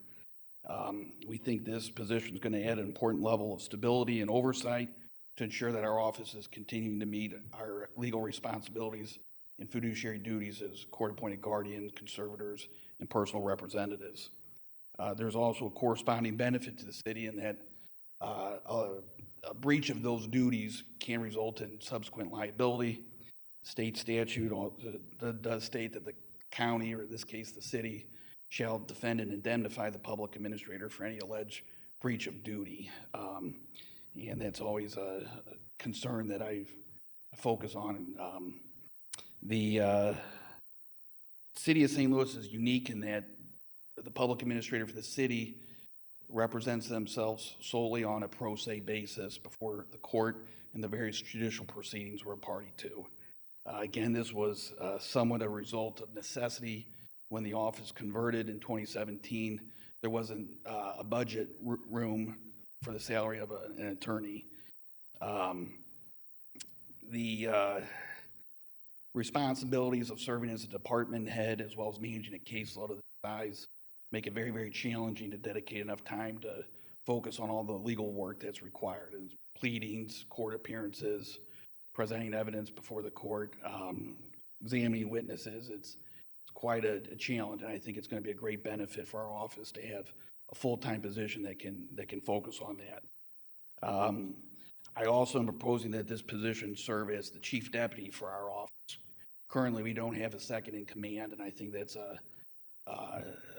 leaves the office to a certain vulnerability, and that if there's not a person to act as the public administrator, the office could kind of come to a grinding halt, and there's too many services that we provide.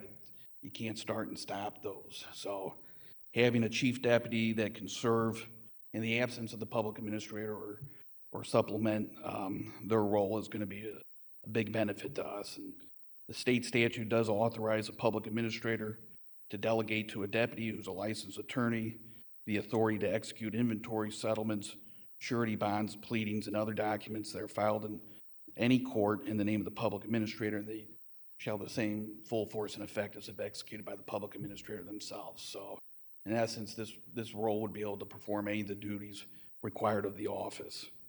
At least initially, this added attorney position is not going to necessitate an increase in our subsidy request. Actually, we've decreased the subsidy request. Fiscal year 2026, we received $373,000 from the pass-through funds. This year, we're reducing that to $350,000, and that's taking into consideration the surplus funds, and also noting that we're using those for the added position. The other significant request in 318's fiscal year 27 budget pertains to our facilities. Our office is unique in many functions, and one of which is the state statute particularly authorizes the city public administrator to have suitable and convenient offices provided for him or her in the civil courts building of that city. I think that's a byproduct of a bygone era when the public administrator for the city had a lot more political clout than they do now, but they were able to get that added to the statute. The public administrator for the city has been operating out of room 101 of the first floor of the Clyde Cahill Courts building since the 1930s. As our office has expanded over the past 10 years, we've quickly outgrown that space. And we're currently working with the presiding judge in the circuit court to identify a new office space in the courts building. We anticipate there's going to be a number of facility modifications that are going to have to be addressed before a site would be functional for us, including electrical work and network upgrades. Tentatively, we've allocated $40,000 and from our special fund into a facilities and ground services account to ensure that we have funds available in the upcoming fiscal year if the new office site is available. And if we're not able to utilize those funds this fiscal year, depending on that availability, those will essentially remain in the special fund. My knowledge of budgets is still somewhat evolving, but Mr. Payne's office did walk me through that. As opposed to a general fund, any unused funds will go back to the city at the end of the fiscal year, whereas a special fund, since those are allocated for a particular purpose, those will remain in the special fund at the end of the fiscal year. So I don't think there's any detriment to having those available in fiscal year 27. In conclusion, I just want to thank the opportunity to present our office's budget to the committee. Special thanks to Judge McGraw and Judge Fowler and our court administrator, Ms. Sadamka, for all their support of our office. Really been a great source of encouragement, and appreciate the work we do on behalf of the court. And it's critically important to have that backing as we continue to address our office needs. And I'm somewhat excited that we have the opportunity to kind of grow our office, continue to modernize it, and ensure that the office will be available to continue to operate in a professional and capable function in the years ahead. So I thank you to the committee.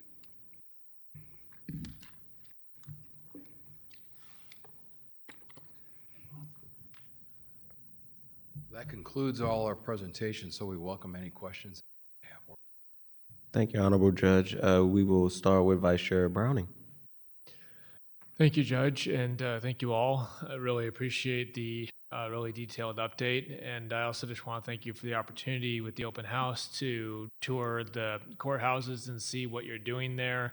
I can say that it's really thoughtful upgrades that seem to be really aimed at making everyone's job easier, but also making it much more transparent and accessible to people. I know the legal field is often slow to change in many ways, but you guys have really shown your adaptiveness to really upgrade that building, and it's an old but beautiful building, and so taking care of it is important, but also updating it to make sure it's modern in many ways is also of vital importance. So I don't have any questions. That was a very detailed presentation, so I really appreciate the information today. And just again, thank you for all that you do for our city and helping make sure that everybody has a fair chance under the law. Alderwoman Tanya. Thank you, Chairman. I would echo the Alderman of the 9th in terms of the gratitude for the work that you all do and your service to our city.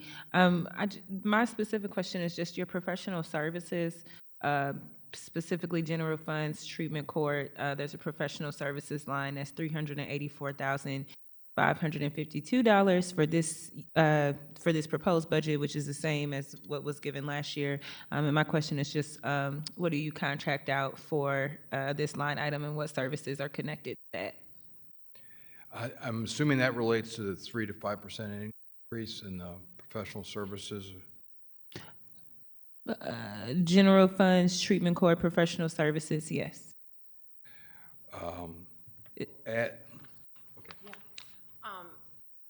So treatment court, I mean, as you probably know, is funded in a majority as a grant, in grant funds. But so some of the operational budget funds some of the contract work for actual treatment providers. There is a lot of, so mental health, substance abuse treatment, counseling, those type of services are encompassed in there. Okay, excellent. Thank you. That completes my questions. Alderwoman Velasquez. Thank you, Judge. I actually have a question for the public administrator, and then I have I'll keep my questions brief, and then for juvenile. But just. Ms. Alderwoman? Just a quick question, because it seems like this is an important office that not a lot of people talk about. It just strikes me. I mean, it sounds like the bulk of the work is probate court assigned, guardianship, and I don't know if this is something that is measured or there's any kind of reference point. But it would seem to me that a lot of work falls in your office's lap because people don't have wills and documents. I'm seeing a lot of heads shaking. Can you talk a little bit about that? And is there any national data? Do we know if there are more people in the city with less of these documents? Or is it just sort of that this is just something about life that we all should be paying attention to? Yeah, I would actually state that from a historical perspective, I think that number's beginning to decrease. The advent of estate planning has really evolved last 30 to 50 years. There's many more non-probate transfer mechanisms, such as beneficiary designations, beneficiary deeds, ways to jointly hold property with rights of survivorship.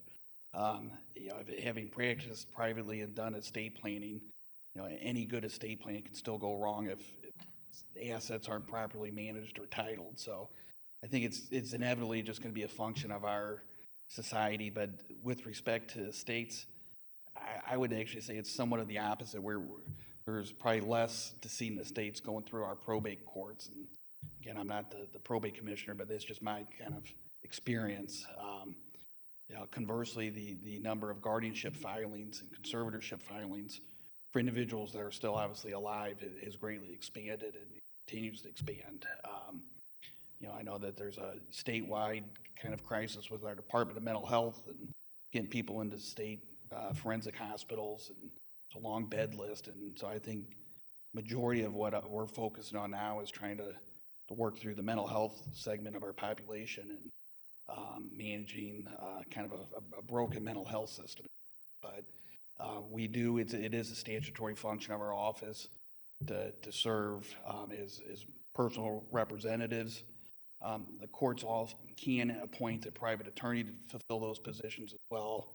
Sometimes it depends on the value of the estate, if the estate's going to have enough funds to pay for those private services. But I know with Medicaid estate recovery notices, they have been using a private attorney just to kind of keep the caseload off of public administrators' offices throughout the state. And those are cost recovery that are required by state law, that somebody passes away that was on Medicaid and they have a house which is not a countable resource for qualifying, but they have a lien on it when they pass, and the state can foreclose on that. And but it's we have a good benefit in our probate court in that our probate commissioner served as the public administrator prior to her ascension to the bench. So it's good to have that, and from my perspective, that the court really understands the roles that our office does and tries to make our caseload as manageable as it can, because it knows kind of the resources are stretched in many ways. So not sure if I answered your No, question. no, you did. It's just, again, I mean, I know this is your world, but it just strikes me as that everything that doesn't have essentially a place or a function, but what comes through you if they don't have Through those the probate documents. court, yes. And I think that's aptly, it's an underserved in the legal community. And because it's underserved in the legal community, it involves mostly those that can't afford lawyers fall to the public administrator. The public administrator then acts as a ward many times in protecting the assets of people that don't have a lot of assets. But, and because of that, they can't afford lawyers to do that. In the past, there were probably lawyers willing to do it, but there are no longer lawyers willing to do that. As something that Mr. Rapp said is I would, that in his presentation, we are going to move his office. We've been working on moving his office, and what we would like to do, or planning in the planning stages, is move it up onto the 10th floor so it'll be next to the probate court, so they could interact much easier together. Great, thank you. And that's all the questions I have for you. I do have a question about juvenile court real quick.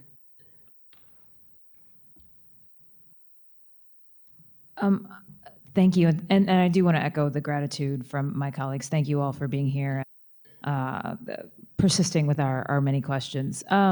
Just curious, can you just talk about, we've talked about investing a lot in youth, obviously, and that there can be a relationship between what we see in the courts, the circuit court and the juvenile court. Can you just talk about the rate of recidivism in the past year, 2 years, if that has increased, decreased, and how your staffing maybe has affected some of those numbers? Absolutely. And again, I was really excited. You had such a very philosophical question for Mr. Rapp. Those are the really fun ones to answer, right? Not technical budgets. We're talking like juvenile philosophy, and philosophy translates to impact, right? That good measures, good thoughts equal changed lives. And I think understanding that sort of thing is the first step in tackling the problems that we have. And so just generally speaking, recidivism for juveniles, and this is a very spitball number. It varies from year to year and a lot of different variables, but more than 3 to 5 times more recidivism from adults to juveniles. Juveniles, if we can get to them, we can put them on a different path. So much easier than when someone is just more practiced in their patterns, in their habits, right? And so that is one of the just really important, crucial things about juvenile court. Now, specifically, how's that looked in the last couple of years? Unfortunately, I would say recidivism has gone up significantly because of Raise the Age. So that's sort of a numbers game, because now we have, again, I think when you can impact and have an intervention and treatment, the younger, the better you have of steering a juvenile on to a different path. Now, 17-year-olds are under our jurisdiction. So they are significantly more difficult to impact, I would say, than 16, 15, 14, and so forth and so forth. So we've actually, I think, generally seen recidivism go up because in the last several years because of Raise the Age. So we've probably seen a spike, and then it probably go down a little bit as we then have to change our systems, right, and our philosophies, because we're not just trying to impact 16, 15, 14, 13-year-olds. We're also trying to impact 17-year-olds. Part of that, one of the really interesting things has been detention programming, rethinking what that looks like, because what is a worthwhile, engaging detention programming for a 16, 15, and 14-year-old just looks a little different than for a 17, 16, 15, and 14-year-old. And so we've had to be creative, we've had to be flexible, but we had to really work to now serve an entirely demographic of youth, that 17-year-old. So I will just say, it is just such a worthy endeavor because it works. Training DJOs, we have a wonderful DJO trainer, and we have 2 separate departments and great chief deputy juvenile officers over those departments. I try to step in and train DJOs as much as possible. And one of my favorite things when I start is to say, this is like actually a really fun job because you're going to see an impact made, I mean, maybe 50% of the time. And we don't get that in criminal justice, in courts, in the law very often. But if you can say, boy, I impacted this juvenile's life and I got to go to this kid's graduation, that's awesome. That's why we do this. That's like a tangible win, a tangible thing that can keep you going on the bad days when maybe we don't have those successes. And I think that is when people think about juvenile court. I think yes, there are obviously times when we don't have success in turning around a juvenile's life, but the successes are there and they're real, and it's just a really cool thing. Well, thank you. And I don't have any other questions, but I appreciate your passion and enthusiasm and care. And very, very sincerely, if anybody would ever like a tour of family court, I would be honored and I would love to give you. Sure, it sounds like we got a committee field trip. I look forward to it. Thank you. Very much. Thank you. If you could send me your email, the individual over juvenile court, that would be great because I would definitely love to take a tour and maybe set up, see if folks on the budget committee and just the rest of the board of aldermen would be willing to do that. I have no questions. I do want to thank you, presiding judge, for being here and all the amazing staff. I've learned a lot about the public administrative office. I feel like we probably talked about it a little bit last year, but not as in depth, and learned a lot. And like the alderman from the 9th said, I want to thank you, honorable judge, for inviting the board to come over and see some of the things some upgrades that have happened at the courthouse, and just appreciate all the great work and the collaboration that you all do with this board of aldermen. Any way that we can be a help, please continue to let us know. So thank you all for being here today. Why don't we let's try to set that up with you, Amanda, the tour of juvenile court. How about that? Do you have Amanda's? I'm not sure if I have Amanda's. I have it from the last tour. Okay, I was going to tell you, whoever I've been reaching out to schedule these budget hearings, but somebody should have it on the city website. But yes, We'll get that set up. absolutely. Would definitely love to take that tour. Thank you all. Hopefully it's not raining as much. I seen you had a little wetness, presiding judge, when you came over. So thank you guys for being here. With that, I will take a motion to go into recess until 12 p.m. So moved. Second. Moved by the alderwoman from the 7th, second by the alderman from the 9th. All in favor, aye. Aye. Any opposed? Motion carries.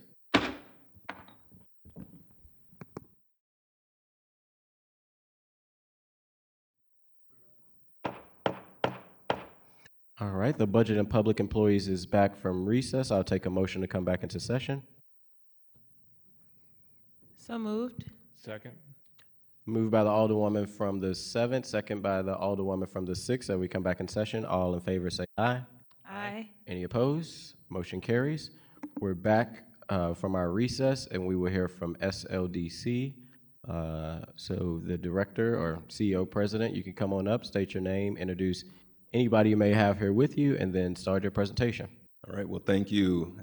Good morning, and thank you, members of the Board of Aldermen, for the opportunity to be here today. I'm joined here today by SLDC COO Stephanie Greasy and Deputy CFO Chris McGuire.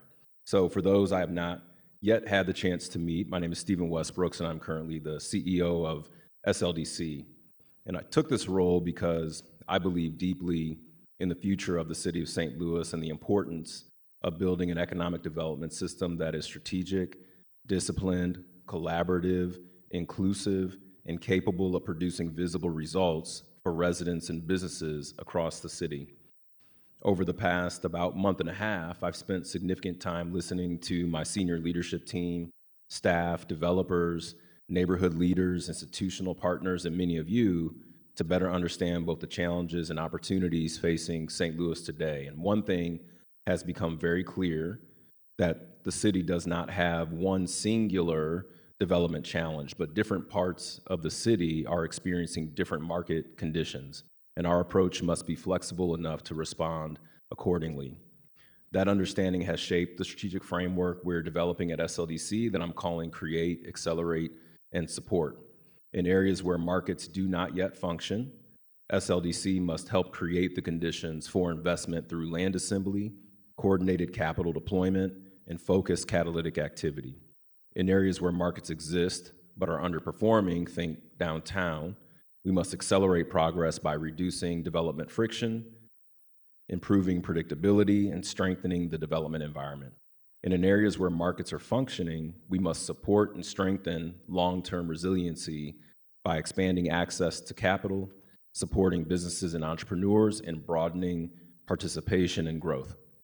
Importantly, this framework aligns closely with several priorities identified in the mayor's strategic framework document, including vacancy reduction, downtown revitalization, neighborhood recovery, ease of doing business, operational modernization, and the responsible deployment of catalytic investment capital. Our work at SLDC is ultimately about building a more coordinated and execution-oriented development system for the city of St. Louis, one that can help stabilize neighborhoods, attract investment, strengthen corridors, and position the city for long-term growth. And that's why today's budget discussion is so important. A responsible and disciplined approach to budgeting is not separate from our strategy, it's what enables our strategy. It's how we build the operational backbone, deploy resources intentionally, strengthen accountability, and create the capacity necessary to advance these priorities in a sustainable and measurable way. So with that, I'll transition to our Deputy CFO, Chris McGuire, who will share an overview of our fiscal year 2027 budget. Thank you.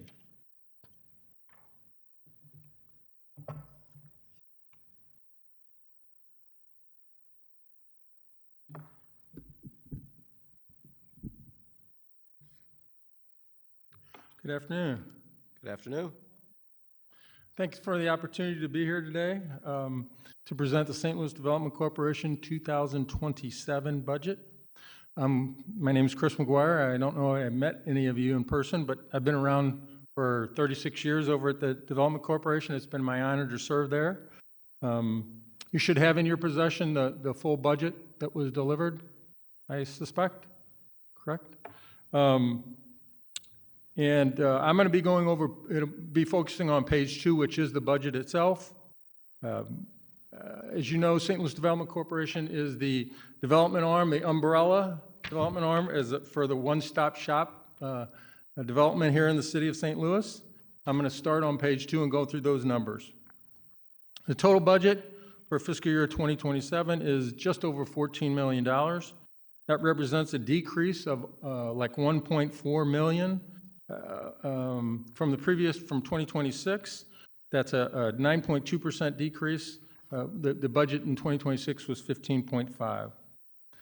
My revenues that I'll show that are on that page, they're broken down into 3 categories. The community development block grant dollars, those are dollars that we get through the CDA. The agency funds, those are dollars that we make on things that we do, the fees that we earn on the services that we provide. And then there's a catch-all category, other revenues, and that mostly includes outside funding. It can be philanthropic, such as MasterCard. It can be other federal funds like ARPA. It can even be state funds. The budget, the revenue budget, of course, if the overall budget went down by 1.4, your revenues and your expenses are going to go down by 1.4 because we do have a balanced budget. The 3 categories, the CDBG revenues, they decreased by $60,000. Just to clarify that, the overall funding, the CDBG overall funding did not decrease. We just used $60,000 less out of admin and use it on what I call brick and mortar, actual projects, and we took that out of admin. The agency contributions basically stayed the same, with one big exception. The Port Authority contributed an additional $500,000 this year. And then the other revenues decreased by 1.8, close to $1.9 million. That's due really to the conclusion of the ARPA program. Please note that in the budget itself, I said the conclusion of the ARPA program, there is 6 months of funding in the 2027 budget. That'll be from July 1 through December 31st. If we flip over to, if you look down to the expense side, as revenue, as I said, the total budget is decreased by 1.4, and that follows as such. The $9,663,000 of personnel costs, that decreased by 1.5, just a hair over 1.5. Those are ARPA-related staffing concluding in quarter 2 of 2027. The budget that you have in front of you supports 87 positions. That is a decrease down from 105, and we gained that increase, we accomplished that increase by reducing 8 budgeted positions. There were 12 vacant positions. We took 8 of those out of the budget, so you only remain 5 funded open positions. And then there were an additional 10 positions that were funded, and people were in those positions in fiscal year 26. They left the organization. We did not choose to fill those positions, and we removed those from the table of organizations. On the certified STL, that's a $300,000 part of our budget. We saw an increase in that of $170,000. That was because we, you'll see up above, I said that we reduced 10 positions. 3 of those positions were in the certified STL, and we engaged a consultant to help process those certifications. So you see the increase on the consultant side and the decrease on the staff side. All the other expense categories, whether it's workforce compliance, business development, travel, training, supplies, equipment, office contracts, office contractual, other, the consultants, all those either remain the same or decreased. And we believe because we believe that that's going to happen because we see less employees, right? So you should see a decrease in some of those activities. We looked at the actual expenditures through April of 26, made our projections through the December of 26, and that's how we arrived at our decreases in your other expense categories. That's what I have for the budget. If there's any questions, we're glad to answer them, and if you want to look at it and get back with me, that's good too. All right, starting in order of seniority, Vice Chair Browning. Thank you. Really appreciate the detail here. Looking through it, I don't believe I have any questions, but I do appreciate the work you all do, and I just really encourage you to reach out if we can ever be of support. Oh, I'm sorry if I'm not speaking now. I was just saying I appreciate the work you do and encourage you to reach out if we can ever be of support. Don't have any questions. Alderwoman Sanye. Thank you, Chairman. I would echo the gratitude that was voiced by Alderman Browning for sure. It's been very interesting seeing SLDC's role and the ways has changed throughout the year and all kind of additional tries and wins and challenges that have come with that. So thank you.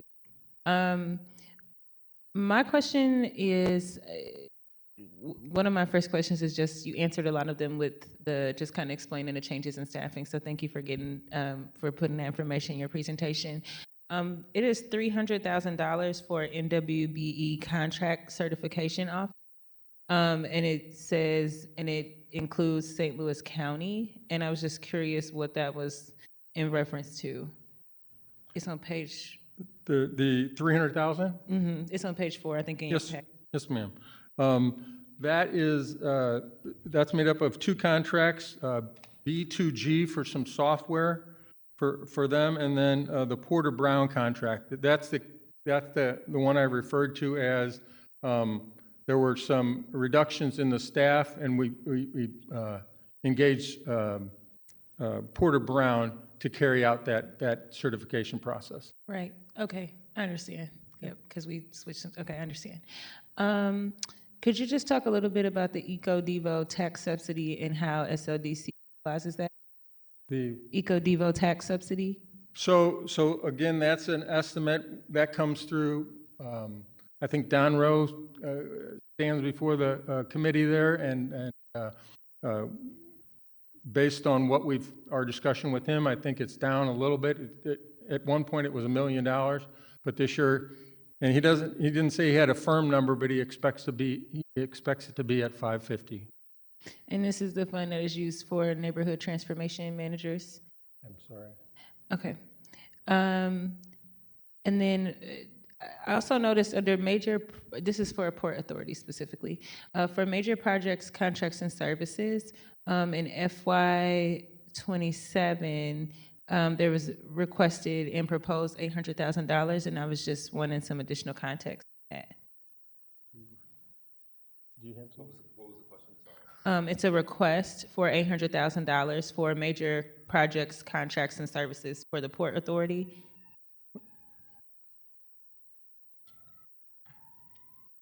What page is that? Our book is different from y'all's packet. Let me see.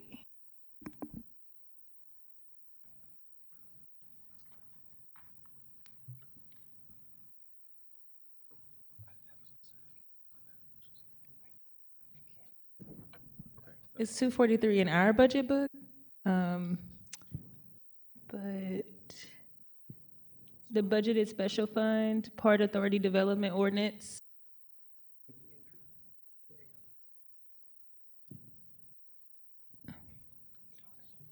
I don't think you guys have it in here. It's just in the general budget under Port Authority Budgeted Special Fund. So that wouldn't be ours. Is that what you're saying? I just don't think you pulled it out. I don't think you pulled it as a highlight in here, but it's in your budget. It's just not in this packet. Did you guys, I'm sorry, is it better if someone specifically from the Port Authority, maybe it's a little bit, it's very specific. Well, I don't think there would be something that, so this is the entirety of our budget. So there shouldn't be something that would be reflected elsewhere that is in our budget that we're not presenting in our budget. Is the Port Authority under SLDC? Is the Port Authority under SLDC? Sure. So it is, but we don't get all of the revenue that the Port Authority generates. We get a portion of that revenue. We make a request for a portion of that revenue every year. Okay, I just thought since the Port Authority fell under SLDC, you might have that information, but I can request this out. But maybe what's the specific question? I don't think I've understood. It was for major projects, contracts, and services. There's a line item for $800,000. That's really all it says, and I was just curious what that was for. But I can pull it and send it in an email and discuss it there. Okay, maybe we should do that. Okay.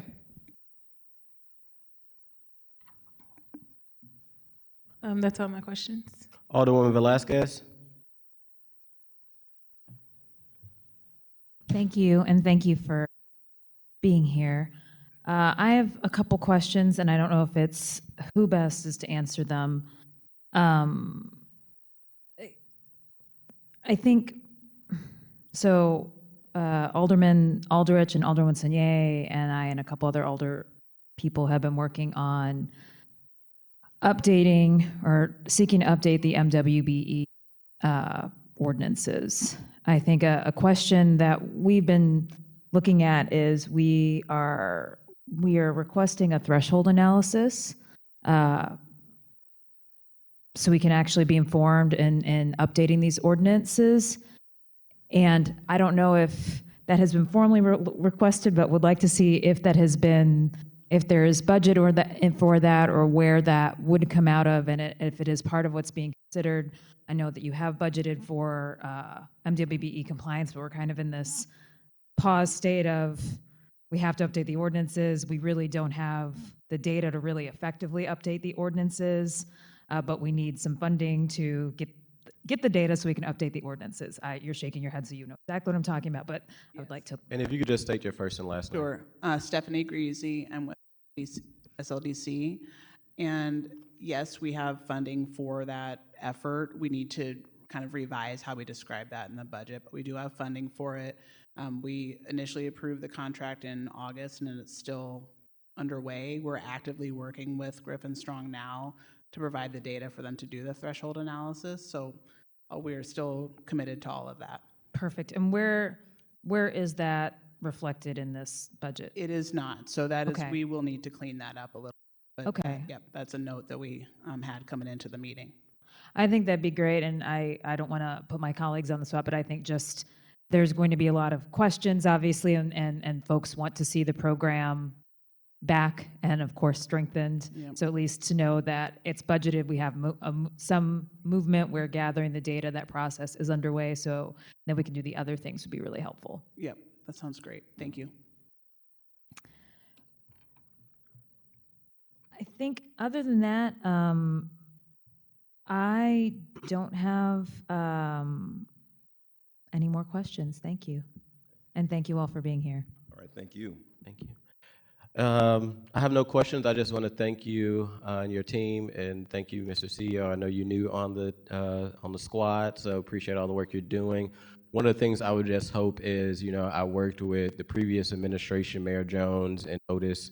Previous president was very supportive of it, that we continue to move the eminent domain and blight process around the absent landlords, mainly Paul McKee, around the NGA neighborhood in St. Louis Place and JVL, so that we as a neighborhood in the city can try to figure out how do we start to develop those. I know there's already been some initial steps around maybe the first 80 or 90 parcels, which that's going to take some time, and then the next one. But as long as we keep that ball rolling, whatever I could do to be a help, I'm definitely wanted to make it happen. All right, with that, seeing no more further questions, I will entertain a recess until 1 p.m. So moved. Second. Moved by the Alderwoman from the 6th, seconded by the Alderwoman from the 7th, that we go into recess to 1 p.m. All in favor, aye. Any opposed? Motion carries.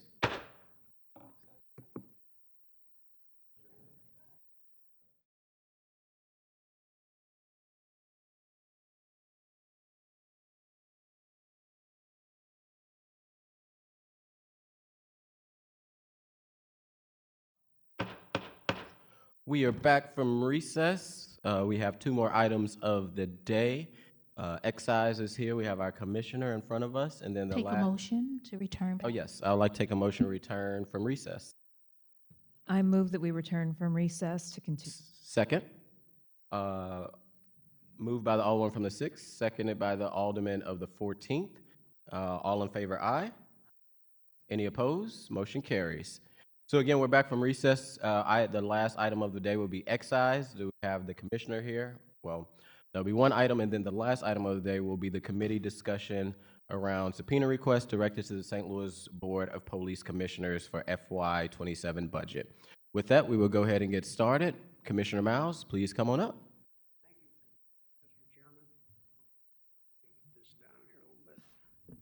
Can you hear me? We can hear you. Okay. I'd like to introduce our liquor control supervisor, Miss Gwendolyn Cherry Sims. She's actually our budget expert too, knows a lot more about it than I do. But our budget, as you well know from past hearings, is pretty straightforward. It's a line item. We don't have any kind of grants or anything other than the general revenue to fund us. So I guess with that, did you want to get started with the PowerPoint?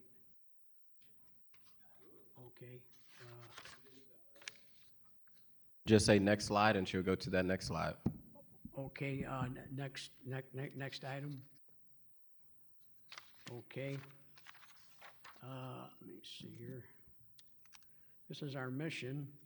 Our mission is to meet the needs of the stakeholders, which are licensed applicants, public officials, law enforcement personnel, licensed liquor establishment, neighborhood groups, through fair and unbiased application of Ordinance 71819 that governs the administration of licensed liquor establishments. This requires an initial investigation of all applications and application hearings, and upon licensing, monitoring of licensed liquor premises to ensure compliance. Conduct hearings regarding violations, which could result in revocation or suspension of the license or a monetary fine. Next item, please. Overview and functions. Our core licensing and monitoring. The essential function of the office is to license liquor establishments under rules established by the Board of Aldermen and approved by the Mayor in 2024. The division is then responsible for monitoring activity through routine inspections, which serve as a primary method for discovering violations. Another critical tool is a collaboration of other city agencies, which is facilitated in the accomplishments of all involved. The agencies we are most frequently involved with are, the key one is the building division. If there is a problem with a place and it's involving liquor violation, if we can establish that, bring them in, have a hearing, fine them or suspend them, whatever, and give that to the buildings division, then they can make a recommendation for a kind of.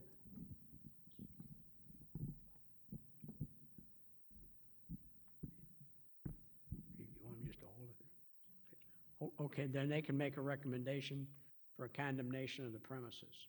We also work with the city councilor's office, which advises us as to the legality of what is going on in the community with the liquor licenses and new issues arising. We have kept pace with the extra workload brought about by the recent ordinances and adapted to new responsibilities on licensed liquor establishment by this year's laws banning gambling devices and THC-infused products on the premises. I'd like to digress there for just a couple of minutes. The gambling devices, obviously, everybody's aware that those are illegal. The state tried to make them legal so they could be put under the jurisdiction of the Missouri Department of Gaming. That was not accomplished. That was defeated in the Missouri Senate. So they remain as kind of an outlier in illegal gambling devices. The THC-infused products, very confusing as to what is and is not allowed. But last Friday, the governor signed a bill into law that pretty well establishes that the only places allowed to sell THC-infused products of any kind would be licensed marijuana dispensaries. And like a critical aspect of any job is attitude. We have a very small office and try to maintain a positive attitude. And I continue to receive accolades from the public as well as public officials on how well our employees do in a cooperation with everyone we encounter. Okay, our initial budget request for fiscal year 2027 was $887,172. The proposed that was approved was $820,007, and that was we asked for 2 more positions to deal with the gambling devices and the THC-infused products. We were allotted 1, so I'm actually quite happy with that in this economic climate that we're facing. I guess that's about it. Does anybody have any questions for me? All right, in order of seniority, start with Vice Chair Browning. Thank you, Commissioner. I really appreciate it. I think you did a pretty good explanation of the additional burden that's being placed on your office. And like you, I'm glad that you're getting an additional employee to deal with applications and regulation of THC. So I don't have any questions. I think you covered my main concern, which is that was placing an additional burden on your office, and it sounds like it will, but you're getting some additional help. Yes, sir. And I think the more clarification of the laws, the overview of the laws, I think we're going to be a lot better off, and that's starting to come into focus a little better. Well, as always, government's a little behind on Yeah, I know. newest things, and so hopefully we'll get some additional clarification. But it seems like we're getting a little bit more right now, and Yeah, hopefully that's helpful to you as you do your job. thank you very much. Alderwoman Velasquez. Thank you, Commissioner. We appreciate you being here and you putting together this presentation. You have a hard job and that your department does a lot, and sometimes you don't always get the credit for a job well done when it's a hard job. So thank you. I don't have any questions for you right now. Thank you very much, Alderwoman. Alderman Devoti. I don't have any questions, Commissioner, but thank you for all of your work. It's much appreciated, sir. Thank you, sir. No questions. I am glad to know that you guys got the extra position. I know you're a small, mighty staff, so I'm sure that additional manpower will help. I don't think sometimes people know how much work you and all the other staff members have to do when it comes to excise, when you're talking about making sure that every department is, or not every department, businesses that sell alcohol have to go through you all, and that's a lot. So just thank you for your work, Commissioner, and for your staff work on this, the work that you guys do in the excise department. Thank you, Mr. Chairman. I'd like to thank the Board of Aldermen for all the support that we've gotten from the Honorable Board of Aldermen. Thank you. All right, with that, I will take a motion to go into recess to 1:30. Moved. Thank you. If you could remove your motion, Alderwoman, I remove my motion. I'll take a motion to go to recess to 1:20. I move that we go into recess until 1:20. Second. All in favor, aye. Aye. Aye. Any opposed? Motion carried.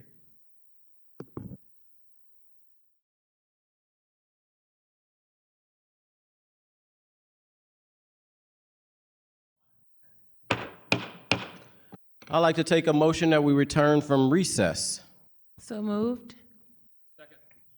It was moved by the Alderwoman from the 7th, seconded by the Alderman from the 9th. All in favor?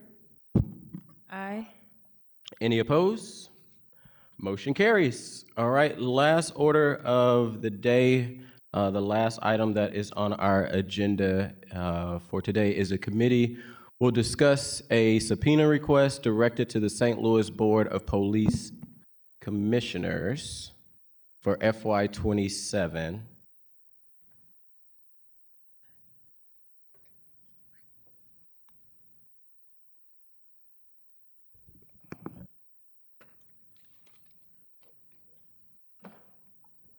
And with that, so today the committee will discuss a subpoena to send to the Police Board of Commissioners to come in front of the Board of Aldermen to present their FY27 budget. The point of this is, so there was an email sent out to one of the police commissioners, Ms. Jenkins, back on April 23rd, requesting that the police board comes in front of the budget committee to present their budget. Just like every department has done so far, they have come in front of this budget committee to present either line item by line item or the requests that they have within their budget to the city of St. Louis. We know that the police budget makes up, it's the largest part of the budget, as well as it's the largest part of public safety. And we just want to, from this budget committee, as we have done last year and every other year, hear from the board to figure out how to best move forward. Before I go to my colleagues, Madam Clerk, could you read the request to the police board and commissioners?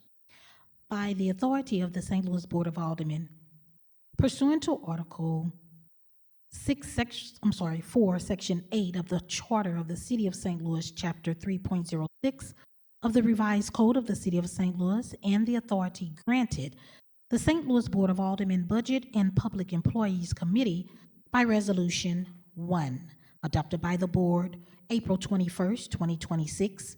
You are hereby directed and required to appear Wednesday, May 27th, 2026 at City Hall, 1200 Market Street, St. Louis, Missouri, 63103 at 12 o'clock p.m. in the Kennedy Room to be examined by the committee in regard to the fiscal year 2027 budget proposal and to produce those documents, records, and items used to formulate the St. Louis Metropolitan Police Department fiscal year 2027 budget request, and you are not to depart without leave of the committee.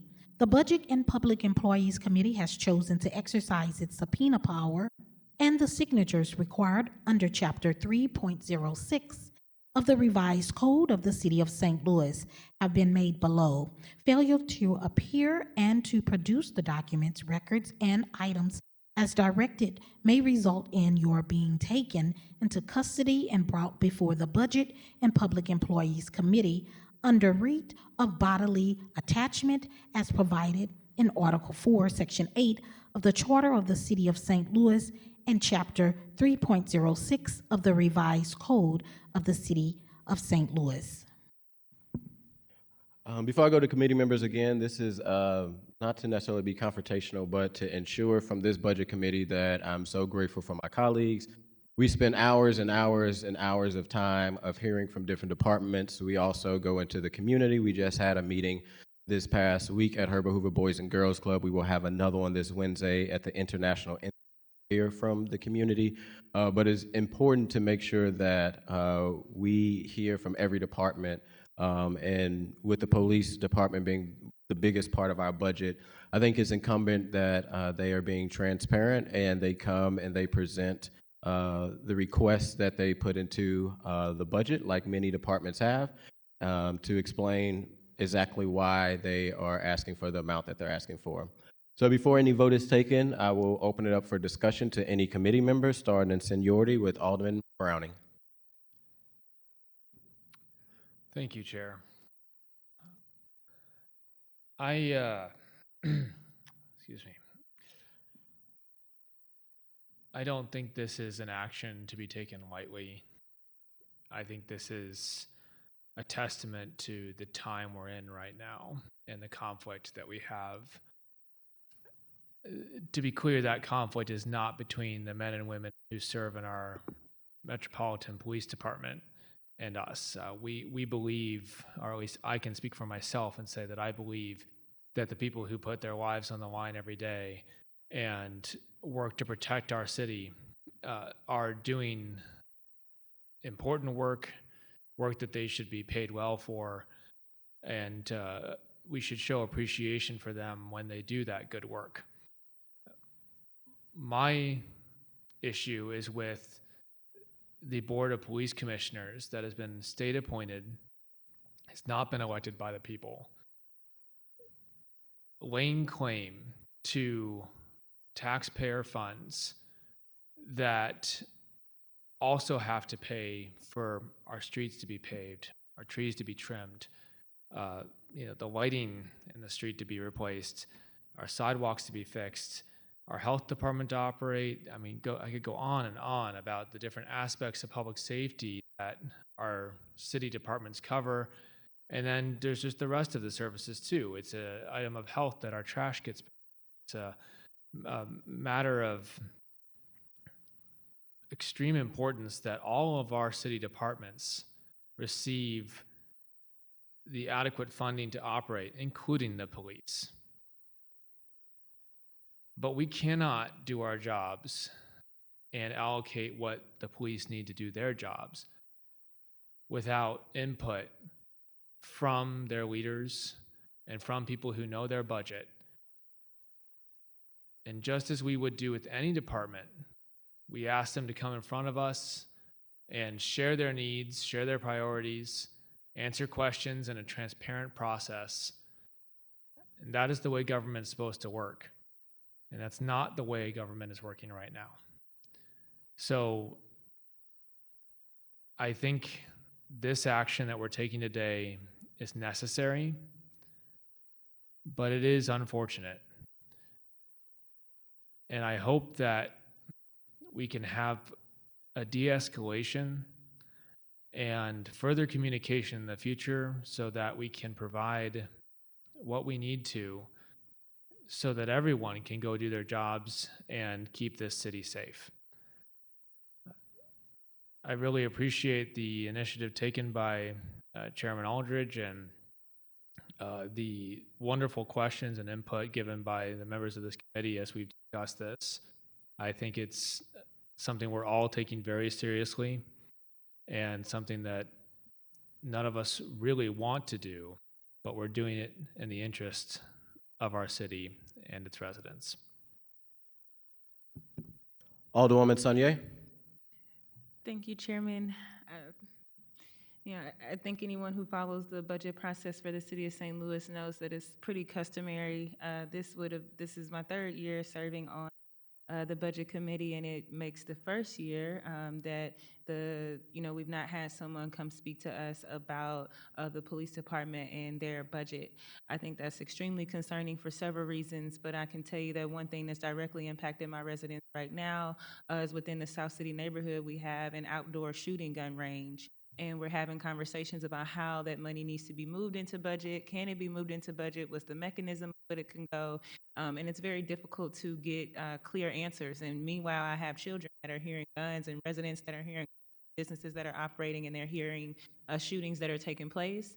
And while I've been able to get some correspondence and some answers from folks about kind of the reasonings and the changes in operations that have shifted this, the fiscal matter to address the issue and to put some additional sound barriers at the outdoor shooting range is still not clear. And it's actually something that you can see be a topic of discussion at the police board commission meeting. And so for me, this action, I know it can be something that media is going to blow up. And I think, my concern is that people are going to misinterpret this for what it is.